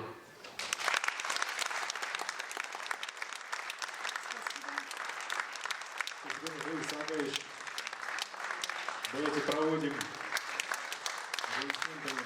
А сейчас слово предоставляется Коноплянникову Юрию Викторовичу, заместителю председателя Международного сообщества писательских союзов, заместителю председателя Общероссийской общественной организации писателей «Общероссийское литературное сообщество», генеральному директору издательства «Дружба литератур». Очень много. Вот Владимир Георгиевич Бояринов пытался что-то отнять у меня лавры функционера. Ничего не получится. Вы, Владимир Георгиевич, поэт, блистательный, великолепный поэт. А я функционер. Вот, смотрите, писатель, мы говорим о нем, да? О Джамалдине Индии. И вот, а перед нами его родина, его народ, радости, печали этого народа. В общем-то, писатель сам по себе – это могучая объединительная сила.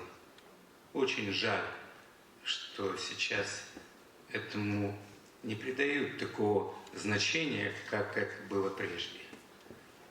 Вот мы сегодня все вместе, мы сегодня соединены. Хотя у нас такая огромная страна, вот, но когда происходит вот такое событие, какое происходит сегодня, мы понимаем, как мы близки, и какая у нас великая и замечательная Родина, как она богата талантами. Мне поручено председателем Международного сообщества писательских союзов, председателем Общероссийского литературного сообщества писателей России зачитать приветствие. Тут, наверное, в честь сегодняшнего юбилея, тут, наверное, будут повторения, но таков жанр, извините, юбилейных мероприятий. Уважаемый Юнусбек Бамангиреевич, дорогие друзья, коллеги, сегодня вместе с Республикой Ингушетия мы все отмечаем столетний юбилей выдающегося классика северокавказской поэзии Джамалдина Яндиева. Джамалдин Хамурзаевич Яндиев – первый поэт Ингушетии, член Союза писателей СССР с 1936 года, председатель Союза писателей Чечено-Ингушской автономной Советской Социалистической Республики 1938-1944 годов, кавалер ордена «Знак почета». Он автор 20 поэтических сборников на ингушском и русском языках. Переводчиками стихов Яндиева на русский язык в разное время были такие знаменитые поэты, как Тарковский, Гатов, Липкин, Коржавин, Асанов, Голубков, Веленский, Олендер, Передреев, Сиротин, Бояринов и другие. Джамалдин Хамурзаевич Яндиев родился 20 октября 1916 года в старинном ингушском селении Балата, ныне пригородный район Северной Осетии, в крестьянской семье. Мать его умерла в 1920 году, отец в 1950 в депортации в Казахстане. Стихи он начал писать еще в сельской школе, которую окончил в 1925 году. В 1929 году поступил в подготовительную группу индустриального политехникума города Владикавказа и в 1936 получил диплом тепломеханика. Но по специальности работать не пришлось. Он уже был известен как литератор, талантливый поэт. В 1934-1937 годах учился заочно в литературном институте имени Горького. С 20 декабря 1936 года Яндиев работал корреспондентом газеты «Ленинский путь», затем переводчиком Чеч-Инго-издата. Он первым стал переводить на ингушский язык стихи и прозу Горького, Лермонтова, Пушкина, Маисковского и других. В 1936-1938 годах работал ответ-секретарем Союза писателей Чечено-Ингушской автономной Советской Социалистической Республики с мая 1938 по февраль 1944 года председателем Союза писателей Чечено-Ингушской автономной АССР. 23 февраля 1944 года вместе со всем своим народом, ингушами и чеченцами, Джамалдин Яндиев был депортирован в Киргизию. На жительство был определен как спецпереселенец с семьей в городе Фрунзе, Киргизской ССР. Писал стихи в стол, не имея возможности издавать их, зарабатывал на жизнь на незначительных хозяйственных должностях. В 1956 году Яндиев вместе со своим другом по судьбе и поэзии, балкарским поэтом Кайсыном Кулиевым, приехал из ссылки в Москву на высшие литературные курсы при Литературном институте Горького. После их окончания в 1958 году возвратился на родину. Но не в родное селение, по которому тосковал все годы депортации, что отразилось в его стихах, а в Грозный. В отчий дом ходу не было, там жили чужие люди. После возвращения на родину Джамалдин Яндиев работал редактором на развивающемся телевещании в республике, литконсультантом в СП Чечено-Ингушской АССР, принимал активное участие в литературной жизни республики и всей страны, переводил, писал, издавал стихи. Жизнь, как и положено, идет своим чередом. И незаметно подвела нас к столетию народного поэта Ингушетии, большого и яркого представителя российской поэзии, несколько вытесненного из памяти россиян событиями последних десятилетий. Однако без имени Джамалдина Яндиева поэтическая карта России будет не просто неполной, ущербной, зияющей черной дырой недопустимого беспамятства, утратой волшебных открытий высокой поэзии. С юбилеем вас, друзья! С юбилеем великого вашего поэта Джамалдина Хамурзаевича Яндиева! Любви и счастья вам! Высокого душевного подъема! Успехов в творчестве! Благополучия в доме! Процветания вашей родной Ингушетии. Мирного неба всем нам! Аплодисменты Юрию Викторовичу. Спасибо вам. Давайте проводим нашего гостя. Дорогие друзья, для вас вновь музыкальный подарок от артистов Республики Ингушетия. Написанные сердцем, взлелеянные, как лежащий в колыбели младенец, стихи Джамалдина Индиева полюбились каждому своей искренностью, глубиной и неприходящей ценностью поднимаемых поэтом тем. Одна из них, конечно же, тема любви к родной земле, Диахе, «Родина моя». Так называется композиция Розы Мальсаговой на стихи Джамалдина Индиева. На сцене заслуженная артистка Республики Ингушетия Роза Ахцыева. Встречайте аплодисментами.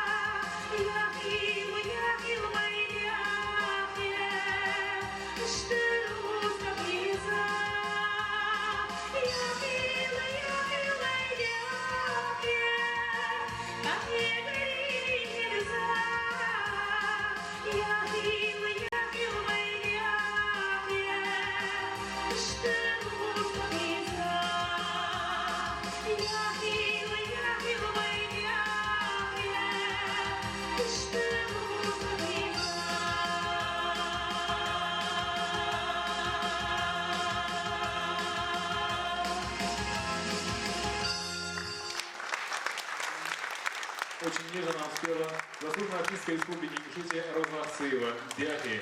Слова Джамалдина Индиева. А сейчас мы предоставляем слово Туркаеву Хасану Вахитовичу, ученому, доктору филологических наук, профессору, заслуженному деятелю наук ЧССР, заслуженному деятелю наук Российской Федерации.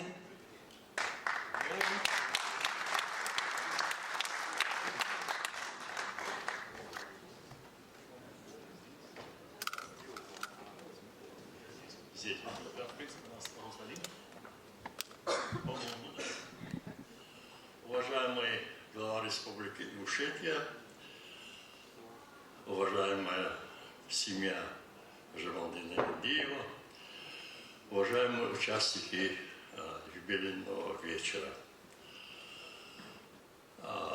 Говорить о Жамалдине Яндиеве после прекрасных выступлений и Раисы Бухаровны, и главы Республики Ингушетия трудно, поскольку они очень емко, основательно нарисовали нам творческий портрет этого великого поэта России. Мне посчастливилось, будучи молодым человеком, работать рядом с нашими чеченскими, ингушскими поэтами и писателями.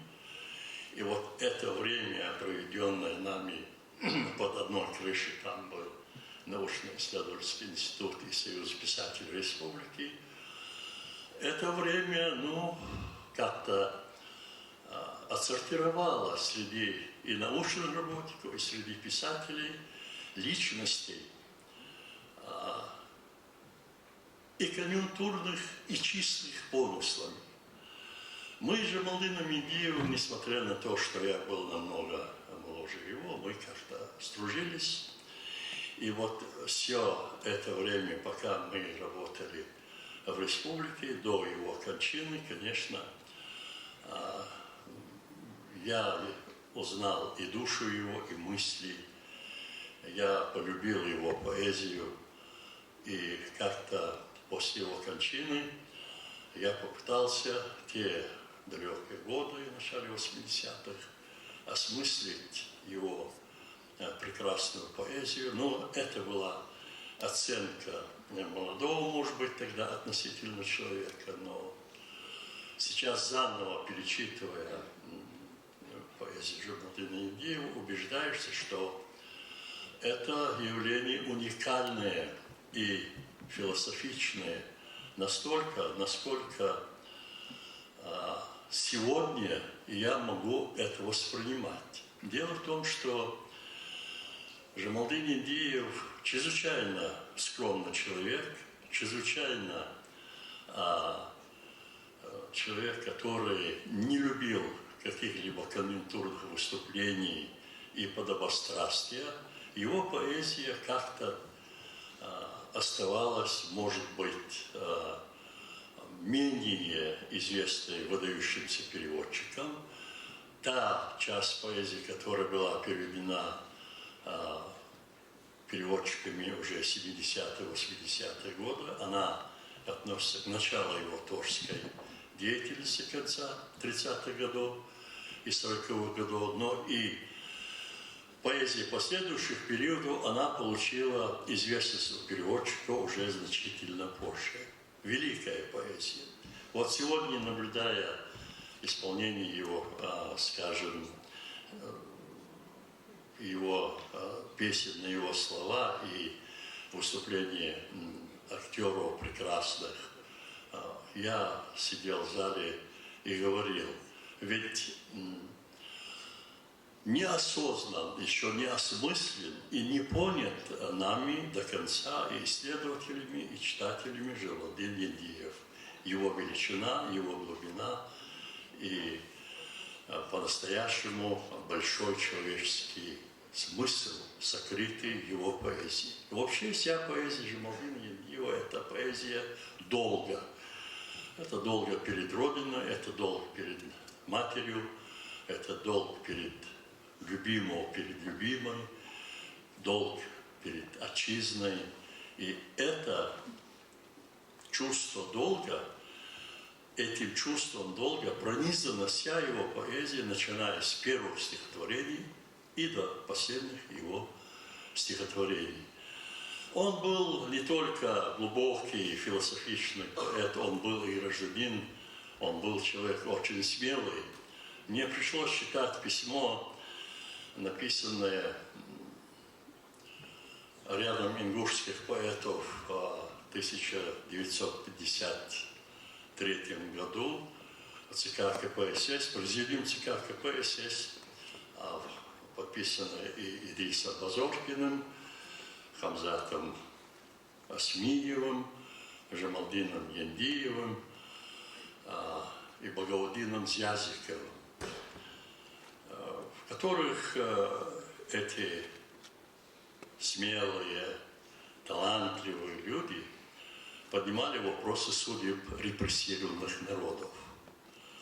Аналогичное письмо чуть позже было написано Нурдином Музаевым в 1956 году Магометом Мамакаевым. Так что Жамалдин Яндиев, живя во Фрунзе, вместе со своими друзьями Кайсыном Куриевым, ингушскими, чеченскими поэтами и другими поэтами, он, конечно, писал не только в стол, но и был активным гражданином, сыном своего народа. Я уверен, что сегодняшний прекрасный вечер – это только начало глубокого и емкого осмысления творческого наследия Жамалдина Яндиева в будущем. Я желаю вам всем больших успехов и, прежде всего, семье Жамалдина Яндиева. Спасибо. Спасибо, Хасан Ракитович, за ваше выступление.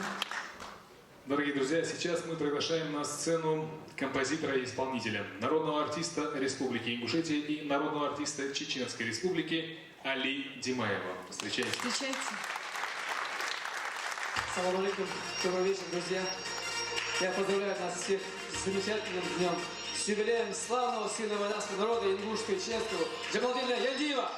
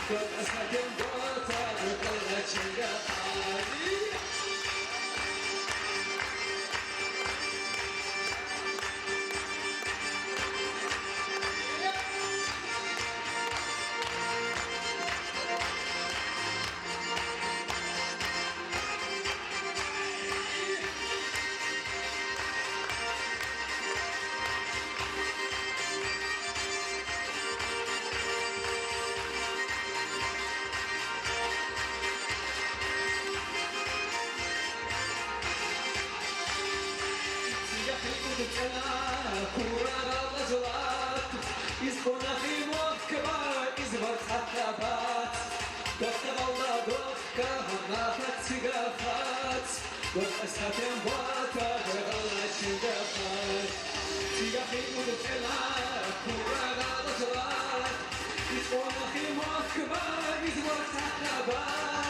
доктор Алла, доктор, нахатига пат, доктор сапьям бота, бывала чагапат, тига пивна, кура валатлат, исполна примок, бала, изгорта пат, доктор Алла, доктор, нахатига пат, доктор сапьям бота, бывала чагапат, доктор сапьям бота, бывала чагапат.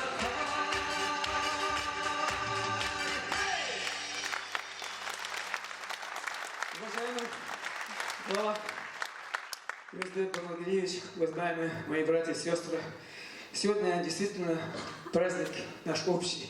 И хорошо, что этот праздник мы принесли в столицу нашей необъятной Родины. Я имел честь видеть этого прекрасного человека, этого рыцаря, и как его мы называли все, и он любил это. Как назывался? Гусар, вот так, я знаю, вы знаете. И вот, когда они с отцом встречались, мы были соседи по проспекту Победы, хоть и редко, но так классно приходил дядя Джамалдин, я его дядя Джамалдин называл. Умар, говорил он, я посвятил тебе стихи, и ни на минуту не жалею об этом. Как хорошо, что мы дома, Умар. Как хорошо, что мы не можем насытиться нашей Родиной.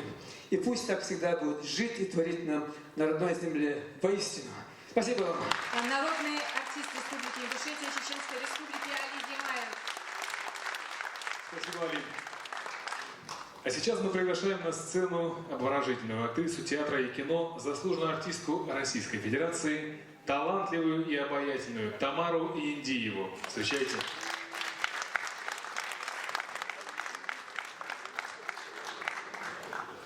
Добрый вечер.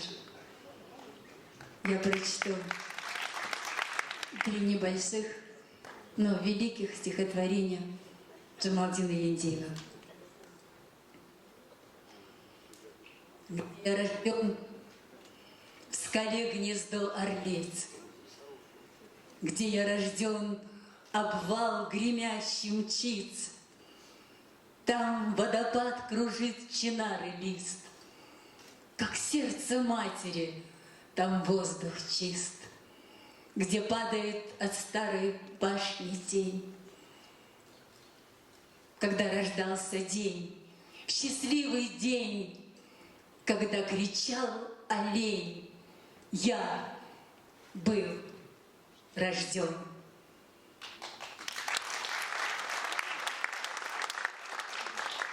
Слеза. Как тяжкая капля из тучи, когда назревает гроза, из глаз ее ясных и жгучих первая пала слеза.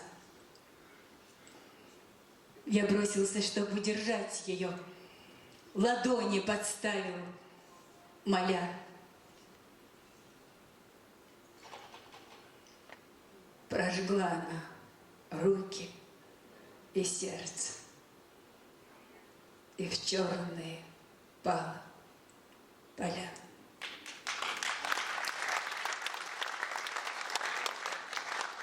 Чаша. О, где же это глиняная чаша, наполненная свежим молоком? Я пил, и пальцы тяжелела чаша, и рос я с каждым радостным глотком. А ты корову, мама, очень рано доить вставала. Горы и река еще не проступали из тумана. Ой, этот вкус парного молока.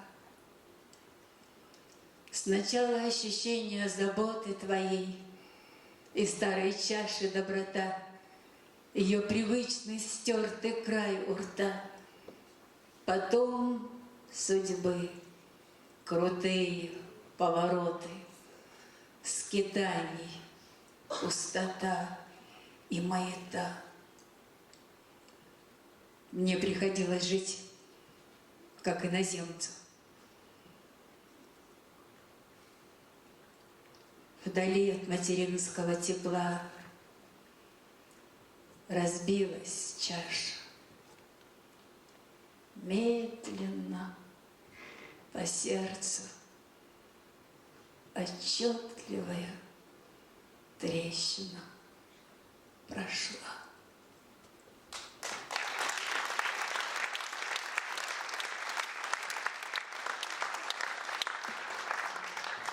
Я спою свою авторскую песню «Эрзи», и сегодня я спою ее для Джамалдина, потому что Эрзи — это родовое гнездо Джамалдина.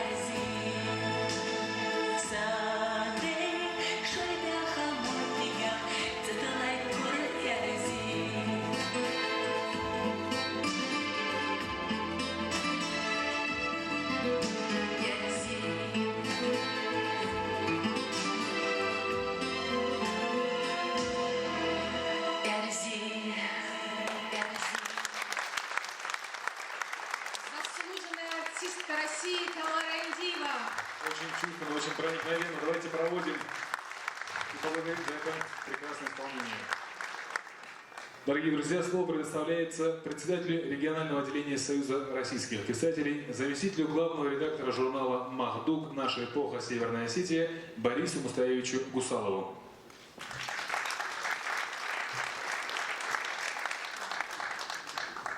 Ассалам алейкум. Доброго вечера, добрых дней вам всем. Обонта хоржет. Если вы знали, как трудно быть астином сейчас.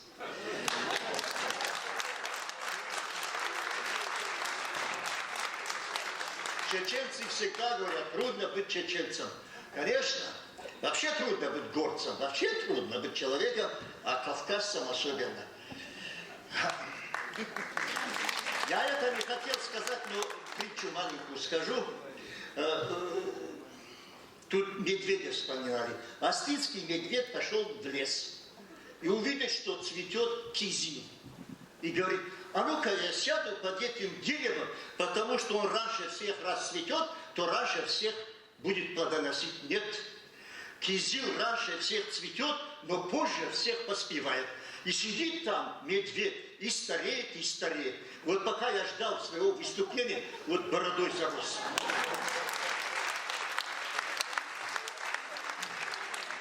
Я почитаю, чтобы эти ребята над душой не стояли долго. Нам всем следует быть достойными памяти лучших из нас. Сегодня это Джамалдин Янгиев. И он счастлив вниманием нашим сегодняшним. Он всех любимых людей называл гусарами. А у меня фамилия Гусалов. Я надеюсь, чтобы он Гусалова тоже назвал гусаром. Гёте так сказал. Он осетином был. Я склоняю голову перед великим умом, но преклоняю колени перед великим сердцем. Прадед у меня был Даниэл Хаджи. От него остались поговорки. Он так сказал: сколько ни носи воды и сколько ни наливай в одно место, источника не получится, но что-нибудь доброе там вырастет. Поэт ума нам не даст, но великое сердце может сделать нам. Я хочу, чтобы у нас всех были эти великие сердца. И вот, и у меня хватало сердца, если не считать себя другом ингушей, то хотя бы дальним родственникам. Лично я ни в чем не виноват. Но как говорил Твардовский, стесняясь или стыдясь перед теми, которые остались на войне, он говорит, не стыдно, все же. Что сейчас начинается вот в великой этой стране? Начинают снова оправдывать осетина с широкой грудью. Как его начинают оправдывать? Говорят, да, он был людоедом, зато хорошо играл на балалайке. Я переделал слова великой Анны Ахматовой, это она сказала. Вот когда Сталина начали оправдывать в те годы, она сказала, да, он людоед, но зато он хорошо играл на скрипке. И скрипки я для него сделал балалайку. Это было очень давно, 1957 год. Я ехал на Целину, и нас везли в теплушках студентов. Они еще назывались телятники, кажется. Ингуши это знают взрослые, мои ровесники, в чем их везли туда. Мы спали тоже на соломе, но мы были вольные люди. Но я всегда чувствовал стеснение, как горец свободолюбивый, еще хулиган. А там есть фрамуги маленькие, такие окна. Здесь дверь, и можно было смотреть на широченную степь без края и конца, только в одну дверь. А я хотел смотреть кругом. Я в эту фрамугу вылезал, но 18 лет, никакой живота не было, ничего не было. Там за это держался, конечно, можно было рухнуть. И вылезал наверх. Меня комсомольцы гнали вниз обратно в вагон. И однажды Я залез снова и бегаю там, смотрю кругом, и парень сидит, мой ровесник. Он на меня смотрит, говорит, ты Астин? Я по его никогда не слышал акцента ингушского. Догадался, говорит, а ты ингуш? Он говорит, да. А я уже знал, в 57 уже начали возвращаться. Говорю, а ты почему не возвращаешься? А мой дом там занят. Вот за это тоже извиняюсь.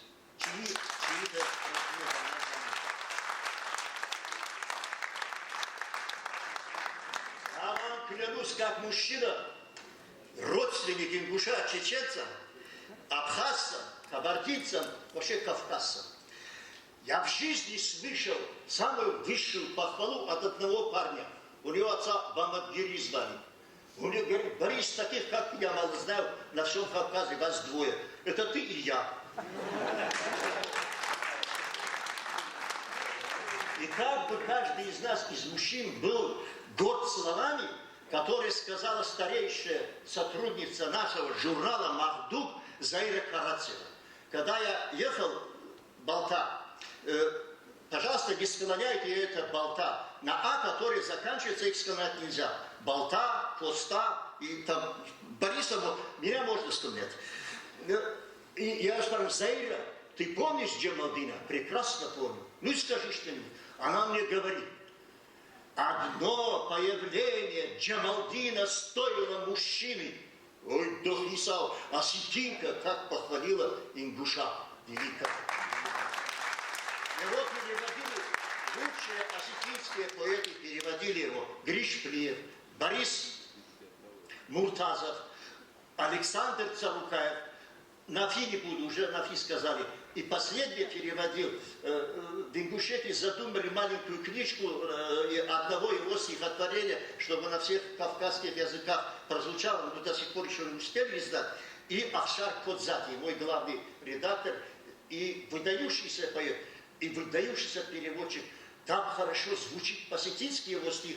Джамалдин бы послушал и радовался этому. Теперь я так скажу. У Маяковского я себя под Ленина чищу. Михаил правильно произнес? Чищу. Как нам под Джамалдина себя чистить? Сейчас некоторые испугались слова «функционер». Но так как иногда я попадаю в руки к этим врачам, никому из вас не желаю, у них есть толстенные шприцы. Они называются пункционеры. Пунктию. Вот где-то у тебя что-то сгнило, у меня колени как-то, и они оттуда высасывают гниль. Я вам так скажу, поэт – это пункционер, который высасывает из наших душ всю гниль, очищает сердца наши. Он такой. Сейчас обсуждали его лицо. Мы-то друг друга хорошо знаем. Чеченца я отличу. Конечно, отличу. Ингуша отличу. Но если есть ингушское эталонное лицо, это Джамалдина лицо.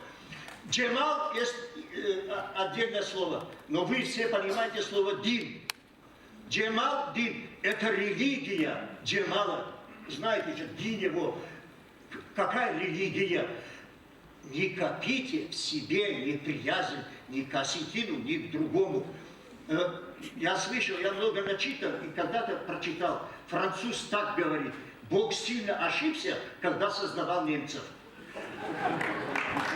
Чтобы Аллах никогда не ошибался, создавая нас. Я точно не знал, прадед был мусульманином, но говорят в хадисах, так сказано: я создавал вас разными народами, чтобы вы познавали друг друга, но не потому, чтобы возненавидели друг друга, а для того, чтобы вы полюбили друг друга.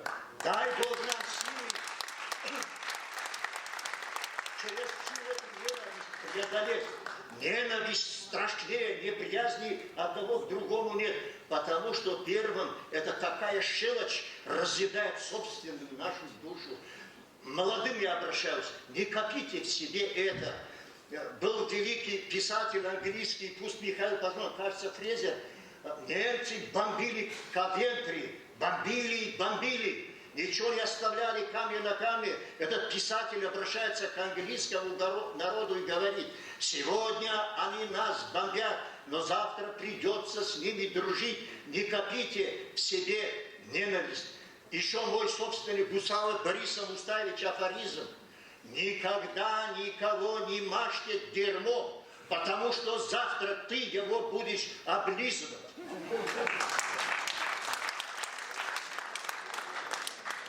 Я уже слишком умный. Я говорю, Коста Великий говорил: глаз живых доходит до мертвых.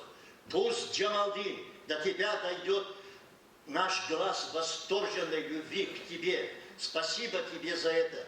Я еще с детства подхалим и хочу сказать это. И тебе, Юнусбек, сын, Бамадгирия, спасибо. Я второй раз на празднестве великих ингушей 6 лет как улетели? 6 лет назад отмечали столетие Идриса. Я там тоже выступал, нахватал свои аплодисменты. Но там тоже, знаете, Коста еще так говорит: если мы оплачем, гения стоит, я будущность Кавказа поверю. Я поверю в будущность ингушей, потому что Бамадгерия сын, уже второй раз без него бы этого не состоялось. Он умеет радоваться слову. Я вам еще так скажу: тот, кто отвергает слово, слово всегда отомстит за себя. Чем отомстит? Мы станем дикарями. Вот когда вы были в пещере, вы такими же станем снова. Никогда не отвергайте слово поэта, никогда не отвергайте слово Гусава Бориса. Недавно я создал книгу, называется так: «Ингуши. Осетинское зеркало». Я привез несколько книг, это сигнальные, но скоро я в Ингушетию привезу полтиража, там 108, нету 200. И что я скажу? Балтай тоже сказал, Балтай это сказал. Когда Юнусбеку подписывал книгу, написал: зеркало. Вот такие, устали или буду говорить еще? Зеркало имеет, такие зеркала еще имеют такие качества. Оно кривое. Помните комнаты смеха? Заходишь, и вот ты такой-то. Зеркало – это правда. И когда правду показывает, говорит: нечего на меня пенять, если ты рожи не вышел. И зеркало бывает льстивое. Великий пример Пушкина. Тропинин нарисовал Пушкина, и Пушкин говорит: себя как в зеркале я вижу, но это зеркало мне льстит. Когда я эту книгу составлял из всех произведений XIX века, нашего времени, там есть даже повесть, которая только один раз была, в 1923 году была напечатана, с тех пор не было ее. Я искал во всех спецхранах, нигде не нашел. Называется «Ингуши», заход Гатуева, и только Баха Ханхоев не нашел. Рукшава, царство ему небесное. А потом Якуб Патиев помог напечатать, и эта повесть тоже там есть. Там есть моя драматическая повесть о событиях 92 года. Там разные есть. Но, к сожалению, ни дураков, ни подлецов Бог не порождает. Они сами рождаются. Но многих я туда не стал выносить, чтобы книгу не сделать грязной. У Бога, у Аллаха есть 2 дня. В один день раздает зло, наказывая кого-то, второй день раздает благо свои. Я всем вам и мне тоже желаю, чтобы Аллах не забыл в день раздачи благ.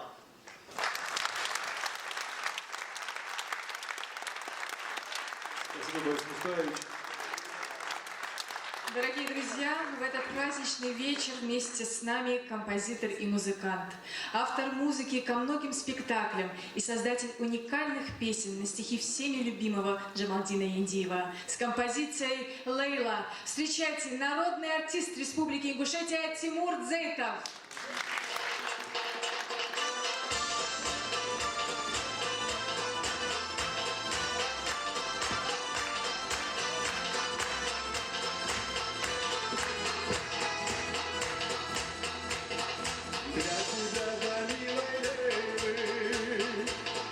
Берегу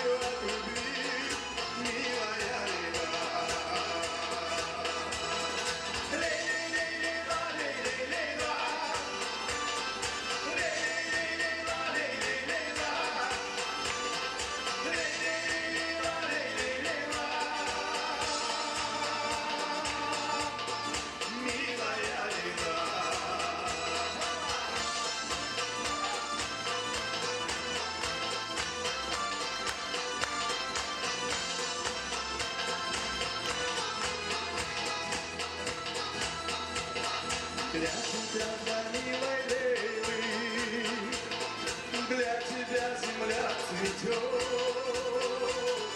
Для тебя, для милой Лейлы, для тебя сладчайший плод. Отпусти свой светлый взор, милая Лейла, дай напиться из твоих голубых озер, милая Лейла.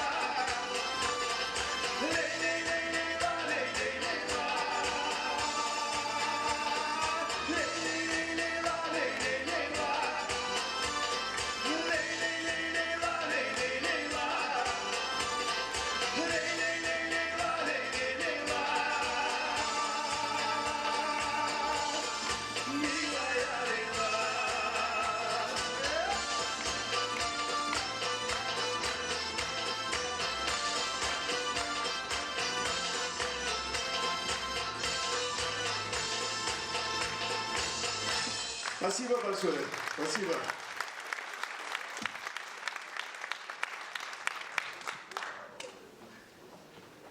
Народный артист Республики Ингушетия Тимур Дзейтов. Дорогие друзья, подводя итог всему сказанному, сегодня можно с уверенностью сказать о том, что Джамалдин Индиев был истинно народным поэтом еще при жизни.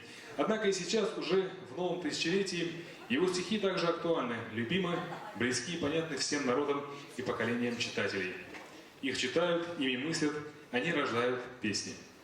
По свидетельству коллег и друзей, Джамалдин Индиев был не просто человеком, а легендой своего времени. Его любили, почитали, дружбой с ним гордились. Его знали всюду и везде. Как писал Адис Кусаев, которому посчастливилось лично знать поэта, он имел массу приятелей не только на Северном Кавказе, но и во всех уголках нашей страны. Ну а кто расскажет лучше о Джамалдине Индиеве, как не его дочь Мариам Индиева? Мариам, вам слово. Мы вас приглашаем на эту сцену. Давайте поприветствуем ее.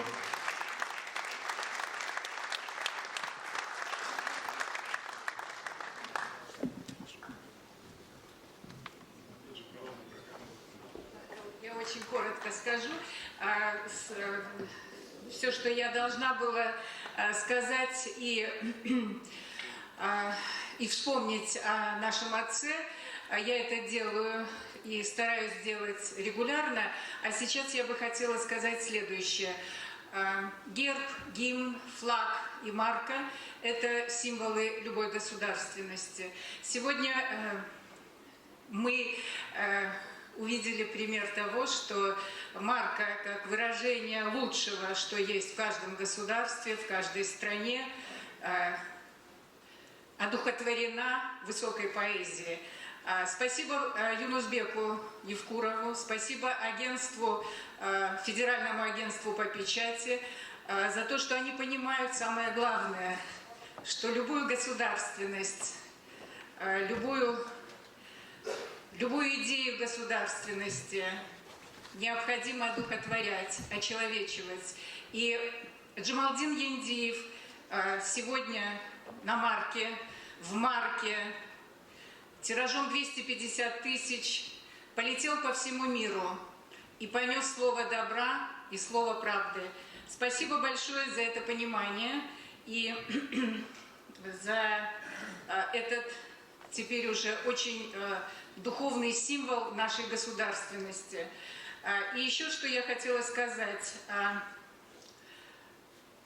Он умер 37 лет назад. И недавно писатели, поэты другого поколения написали такие пронзительные, удивительно точные слова. Джамалдин, благословляй нас в это злое и сезонно доброе время. Благословляй нас на мир и на добро. Благословляет. Правда? Спасибо.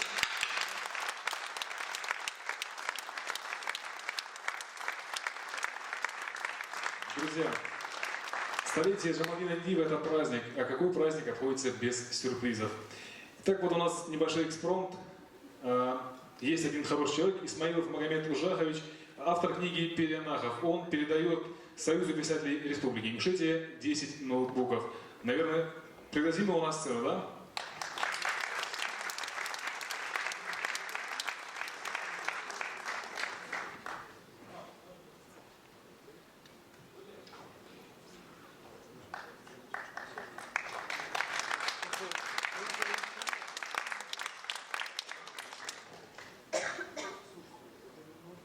Уважаемый Юнусбек Мамадгиреевич, уважаемые гости этого вечера, дорогие ингуши, я родился в Казахстане, в том самом Казахстане, где мы были с вами в ссылке.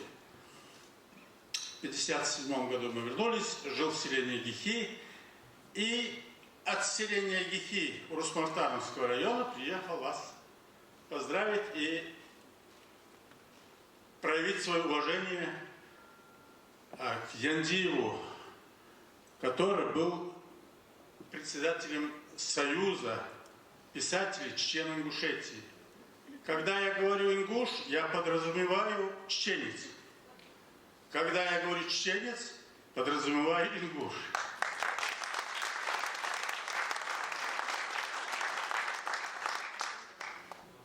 Мы великие войнахи. То, что мы великие, доказывает тысячелетия.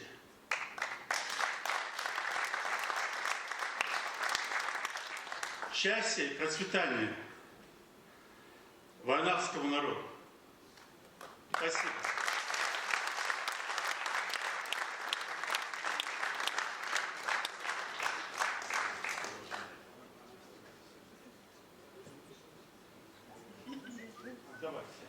Наверное, будет правильно, если мы позовем на сцену Раису Дидигову для получения подарка.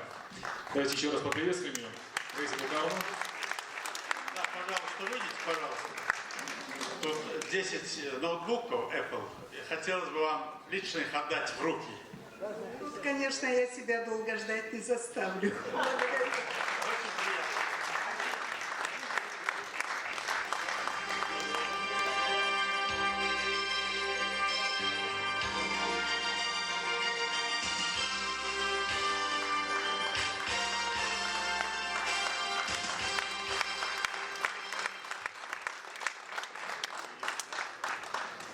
Дорогие друзья, на сцене юное дарование Ингушетии. Финалистка телепроекта Первого канала «Голос. Дети» Рагда Ханиева.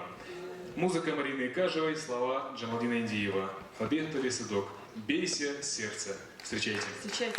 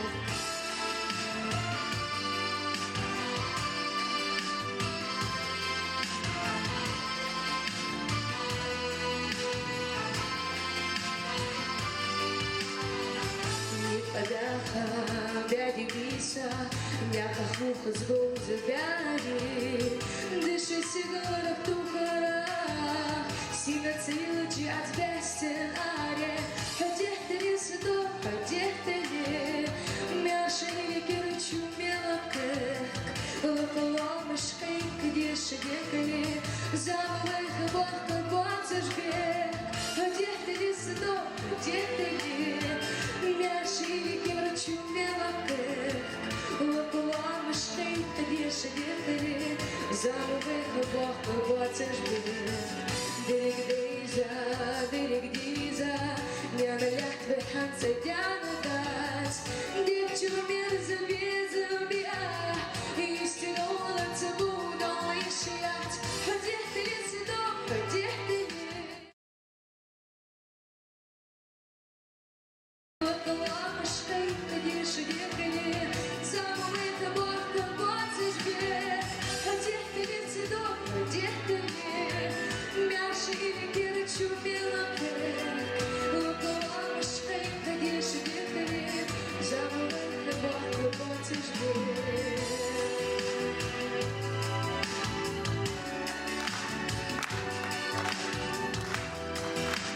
Спасибо.